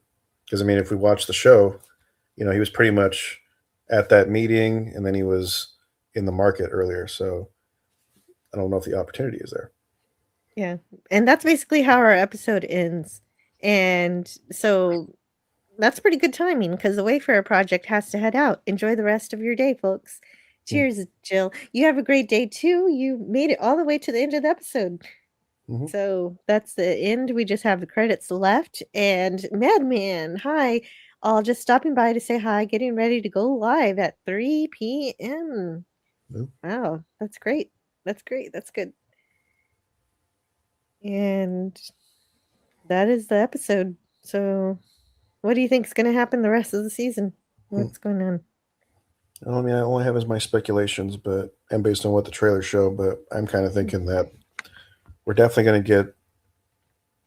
And I brought this up, I think, when we had Robert Meyer Burnett on. I was thinking that we're going to see the beginnings of like an independence movement on Mars. It's going to kind of turn Mars into like a space Texas, and so they're going to do their thing, and they're going to have to survive on their own for a little bit, and maybe that'll be what the story is in between season 5 and 6.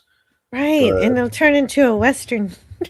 maybe Oh, we're kind of already seeing a little bit of like the frontier sort of thing where it's like we got like these markets set up. We have a bunch of these burgeoning businesses that are kind of being set up as mhm, well. So right. we're seeing the beginnings of the commercialization of Mars, and so there's something to be had with that. And if I'm not mistaken, Bragg is going to be term limited in 2012. So it kind of makes me wonder we're probably not going to get a whole lot of it since the whole action's going to be centered on this Martian Revolution thing. But maybe toward the end of the season, it's revealed that whoever is trying to succeed Bragg loses, and then we end up with President John F. Kennedy Jr. Maybe that'll be what takes us to the next thing. That's my kind of feeling. Oh, John F. Kennedy Jr. Right, because there was something in the newspaper about Teddy dying. Yeah, and that's And supposed to be what. I kind of ignored it. So okay, that makes sense. Yeah. I Yeah, didn't so know I'm why they thinking. were showing this. Yeah, because I think his death is what's supposed to inspire John F. Kennedy Mm. Jr. to run for president in 2012. And so I'm thinking that he wins, and then we end up with him kind of doing like a second sort of, John F. Kennedy deal where it's like, I'm now going to challenge America to take on this another big task of taking on, Titan or even something in Jupiter. Yeah. But I don't think Bragg already had his 2 terms, so he can't run again. So No. it's going to be somebody else. Yeah. I mean, he's still going to be a problem for, the immediate future. Unless somebody runs in 2012 against John F. Kennedy Jr. and say John F. Kennedy Jr. loses, and then maybe runs again in 2016 and wins. But we really haven't been, introduced to anybody on Earth because, I mean, we don't know who Bragg's vice president is, so who knows? No, yeah, we haven't done any of the politics or anything. And Ellen just wrote a book, and that's all she's done so far in this season. And she's already had her 2 terms, so she's done. Mm-hmm. And what is it? We don't really know anything because right now we're pretty much just Mars and Helios because we don't even know really what the Russians are up to. We don't really know what even NASA is up to. At this point. Oh yeah, NASA is still a thing, isn't it? Yeah. It seems to be tossed to the wayside because of the other companies doing a more robust job or actually being out there doing things. Because I mean, we don't know who's running NASA. We know that it's no longer Hobson from last season. So it makes me wonder who, or maybe something Bragg did. He might have maybe cut funding to NASA, but I don't know if that'd be possible because they're self-sustaining now because of all the patents. Right. That makes sense. So the worst thing he could do is probably pick like a administrator that's, maybe a little bit more penny pinching, perhaps, whoever that would be, but we don't know. Another thing that's interesting that happened. Did you watch any of those mini clips? They're bonus content on Apple TV. Yeah, I only watched half of them. But one of the things I discovered is that the M6 isn't the only coalition. Now Mars and Iran and I forget the rest of the list of countries are doing something. Yeah, I think it's called like the International Space Flight Network. It's supposed to be like the space version of the BRICS nations. So like you have China that's a part of it. You have Brazil, all these other countries that are trying to have an alternative to the M6 and all that.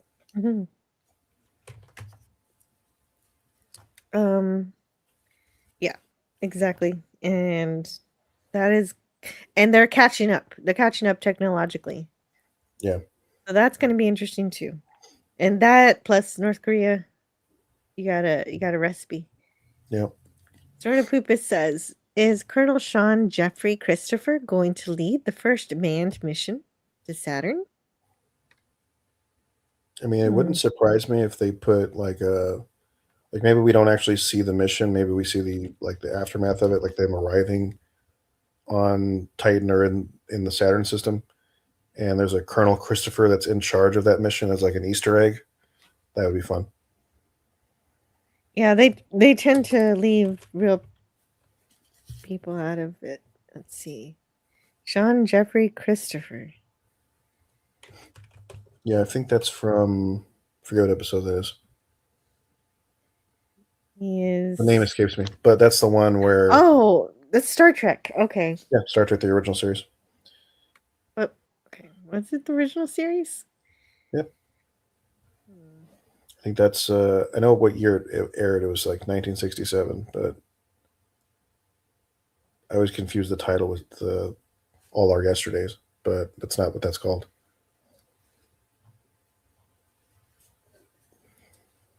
Yeah, in the lore of Star Trek, Tomorrow's Yesterday. Okay. Is it? Tomorrow's Yesterday. Okay, I couldn't remember. It's the dyslexia making me think it's All Our Yesterdays, but yes, that's true. And then, because in there, the guy who they take from the fighter jet, his son is supposed to become the first person to command the crewed mission to Saturn. Right, that's why they have to send him back to the past because he has to fulfill that because it's an important historical event. Yeah. I'm glad to see you're still streaming. Yes, the real head case, I'm still capable of streaming I'm just deemed unfit to receive money, apparently. Yeah. But thank you for hanging out. Thank you for stopping by. Tomorrow's yesterday. Thanks for reminding me. I don't know why I don't remember that name. I like that episode very much. hmm It's one of my favorites. It's actually my son's favorite. It's only an episode of Star Trek actually that I can get him to watch. Interesting. Yeah, because I think since Jill this is is not unfit to command. Yeah, apparently. well, I mean, I think because of how the connections are between For All Mankind and Star Trek, it wouldn't surprise me that that's going to be the Easter egg for it when we Mhm. get to it. If we get to it, That would be cute. yeah. I like that idea because it's unofficially and it's it's unofficial Star Trek, but I like it. hmm It's a lot better than Trek.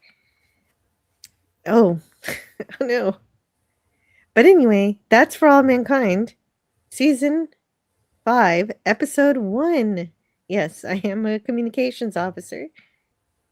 That is definitely going to keep that hobby, and Raquel made me one. And we're going to see you next Tuesday. We're going to talk more about For All Mankind. We'll have episode 2, and I'm sure things will build. The sooner we get to Europa, the better. The sooner we get to Titan, the better. I'm ready to go. Like, Mars is fine. We had to touch base. I'm fine with that being the first episode, but it's time to get going.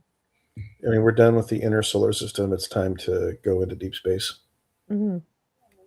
So, oh yeah, that'd be better. Yeah, we'll see what happens. It's got to be good. It's going to be fun.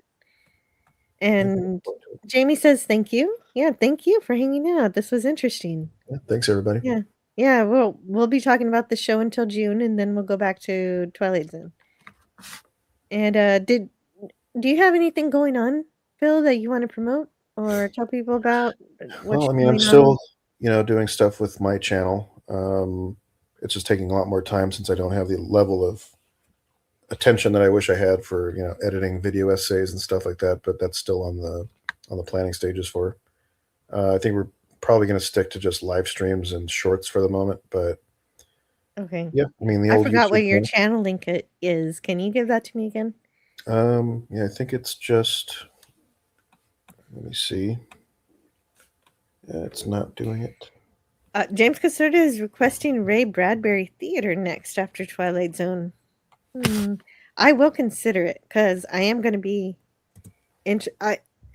I will have. I like to do something new and something old, but we're going to have the Harry Potter series coming up, so maybe I don't know. I don't know if I want to do that.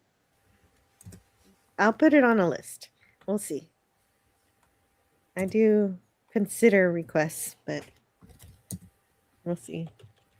Yeah, I think the other thing I was going to ask too is Star City. I think is supposed to come out right after. Oh, right. Of the season. So. Wait, is it coming out next? Yeah, I think it's supposed to be right after. Oh man, I guess we have to review that too. Oh no, I thought I was done in June. You know what? Scotty said we'll be back to Twilight Zone in October, and maybe he's right. Yeah. He was prophetic. Yep, I think that it's definitely very pertinent. But let's see if I can actually do this number. For some reason, it's not connecting me to the chat. Or maybe I won't review Star City. Just review For All Mankind. Well, I mean, I think just let it be itself. It doesn't hurt to do both. I'll consider it. But that's the. I've got to think about that. There it is. Oh, actually, it's different than the one I had, so I'm glad that I didn't find your old one because it would have been wrong. Yeah, I think I had to change it because I feel like going as Fleet Admiral Levi was good for a while if I was more of a Star Trek channel, but now that I'm branching out into other stuff, it's pretty much just basically become like fiction analysis and lore. Interesting. Okay. So that's what we're going to be doing with the channel. Okay, sounds good. So everybody check that channel out, give it a few subs, and listen and see what Phil's got to share. Yeah, I think one of the next things we're going to try to do is some speculation stuff for Project Hail Mary and maybe for all mankind Oh. as well. But I'm thinking about sequestering Speculation that. stuff. Yeah, because I mean, I'm kind of thinking about sort of because they're already talking about making a franchise out of Project Hail Mary, and I'm kind of Oh speculating no. on what that would actually constitute. I don't But know if I want a sequel. I think Project Hail Mary was perfect and I don't want to mess it up. But I guess well, that's just the nature of I mean, I'm all for more filmmaking. sci-fi stuff, especially when it's more grounded Mm, and well, me realistic. too. But I'm thinking that there is already Oh. kind of a plot line you could do with it, where it's like, Mm. yeah, they've saved, spoiler alert for people who haven't seen it, they've done certain things, but there's still more stars to save. So that could be endless. Right. Oh, that's true. That's not a bad point. That's yeah, because it's infected all these other worlds too, and how many of those worlds also have life on them, and we are not sure of that. Yeah. So, I mean, that's where I'd And probably go. even if the solar system doesn't have life in it, I mean, why live in a universe where all these stars are dying out? Well, I guess it's just nature of these creatures. Yeah. I mean, I'm So, kind of curious to see if, like, maybe there's a star where it's mm, kind of like on the, like, last legs. Because, I mean, it would imply that if they drain the star enough, that it wouldn't go nova because it wouldn't have the power to do it. well, the kind of question that Star Trek would ask is, yes, we needed to get rid of these beings because they were destroying Earth, but are they intelligent? Do we need to eradicate them everywhere? And Yeah. so that's it. Oh, I like thinking about that. I think that that's a potential avenue because we're led to believe that the astrophage or even the tau amoeba are not intelligent, and Mhm. so it would be interesting to see that now we're kind of having to deal with sort of a trolley car problem where it's like either we save intelligent life or we let these like microbes that are sentient to some degree die off. Well, it's convenient that they're just non-thinking, non-feeling because we use them as fuel, and that seems kind of cruel if they Mhm. were. Yeah, I mean it would Kind kind of of. change a lot of the paradigm, but it'd be fun to see Hmm. ethical sort of conundrum there. Yeah, probably not. Probably they're not intelligent. Jamie says, kind of like the scene from the clips of your stream. Oh, you saw Wrath of Khan earlier. Great. That's wonderful. Good, good, good, good, good, good.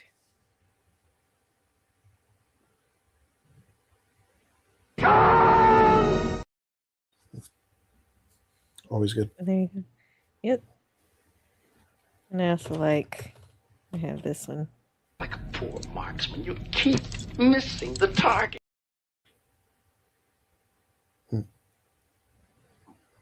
Yeah, gotta love it. And Gavin quotes Rocky. Amazing, amazing, amazing. Oh, my favorite was encouraging words. You can just say encouraging words. Yeah, yeah. Words of encouragement. Yeah, Words of encouragement. That's it. yeah. I'm not intelligent. Oh, James, I'm sorry to hear that. That's terrible. Well, these things do happen, but Hmm. no, I mean, this month has been a rather crazy month. Not only is it my birthday month, but it's also like, Oh, you happy know, birthday. thank you. Um, we had Project Hail Mary on the 20th, and then For All Mankind coming back on the 27th. And then we Mm. have potentially tomorrow, depending on what happens, uh, Artemis 2 is going to go up, and then we'll see them come back to Earth in, I think, like 10 days or something. So I think about Yeah, I hope 5 everything days. goes smoothly. Yeah, me Mm. too. 4 days from that, we'll see what the moon looks like for the first time in when was the last time they did something like this? Was it the 4 years? 70s? Yeah, 1972. Yeah, the Apollo program. It was. Oh, look, we're missing. Well, That's funny. Okay, it no, I just was bringing up the closing videos and it did that. no. Oh, This is how God weeds out the weak and stupid, says James Caserta, and I'm not quite sure why he said that. hmm, But subscribe to Cinema Gulp. They're really great. The great friends. They're having a 10-year anniversary next not next Friday. The Friday after next Friday. In 2 weeks. Impressive. Yeah, that's right. Yeah, they've been around here on YouTube a lot longer than most of us. Yeah. I think I'm just a little, guppy in the whole sea of everything, but we'll see how these video essays do in the coming months and years to come. So, yeah, just keep making some evergreen content. You never know when something's going to strike. yeah, that's true. And, well, hopefully you don't get a strike, though. But anyway, Definitely. I'll talk to you guys later. Thank you for watching the stream. And see you guys next later. week, we'll do this again on Friday. We're actually going to review Logan's Run with West Cagle. I've been meaning to do this for a while, and I wanted to bring him on to hang out. And okay, I don't have members anymore, so I don't have to play my member outro. That makes me sad. But we are going to play this. See you later. Learn all that is learnable. And the ways our differences combine to create meaning and beauty. It has always been easier to destroy than to create. May we together become greater than the sum of both of us. Well, now you have something new to think about. Carry on. All right, move along. Done. Stop it. Get off of the things. Go outside. Get some food. It's like, it's a time of day where you live. Go do something. Shut up, Snoopy. I don't care. You smoke too much. Let's go. Let's go adventure. Let's go explore. See you around the galaxy.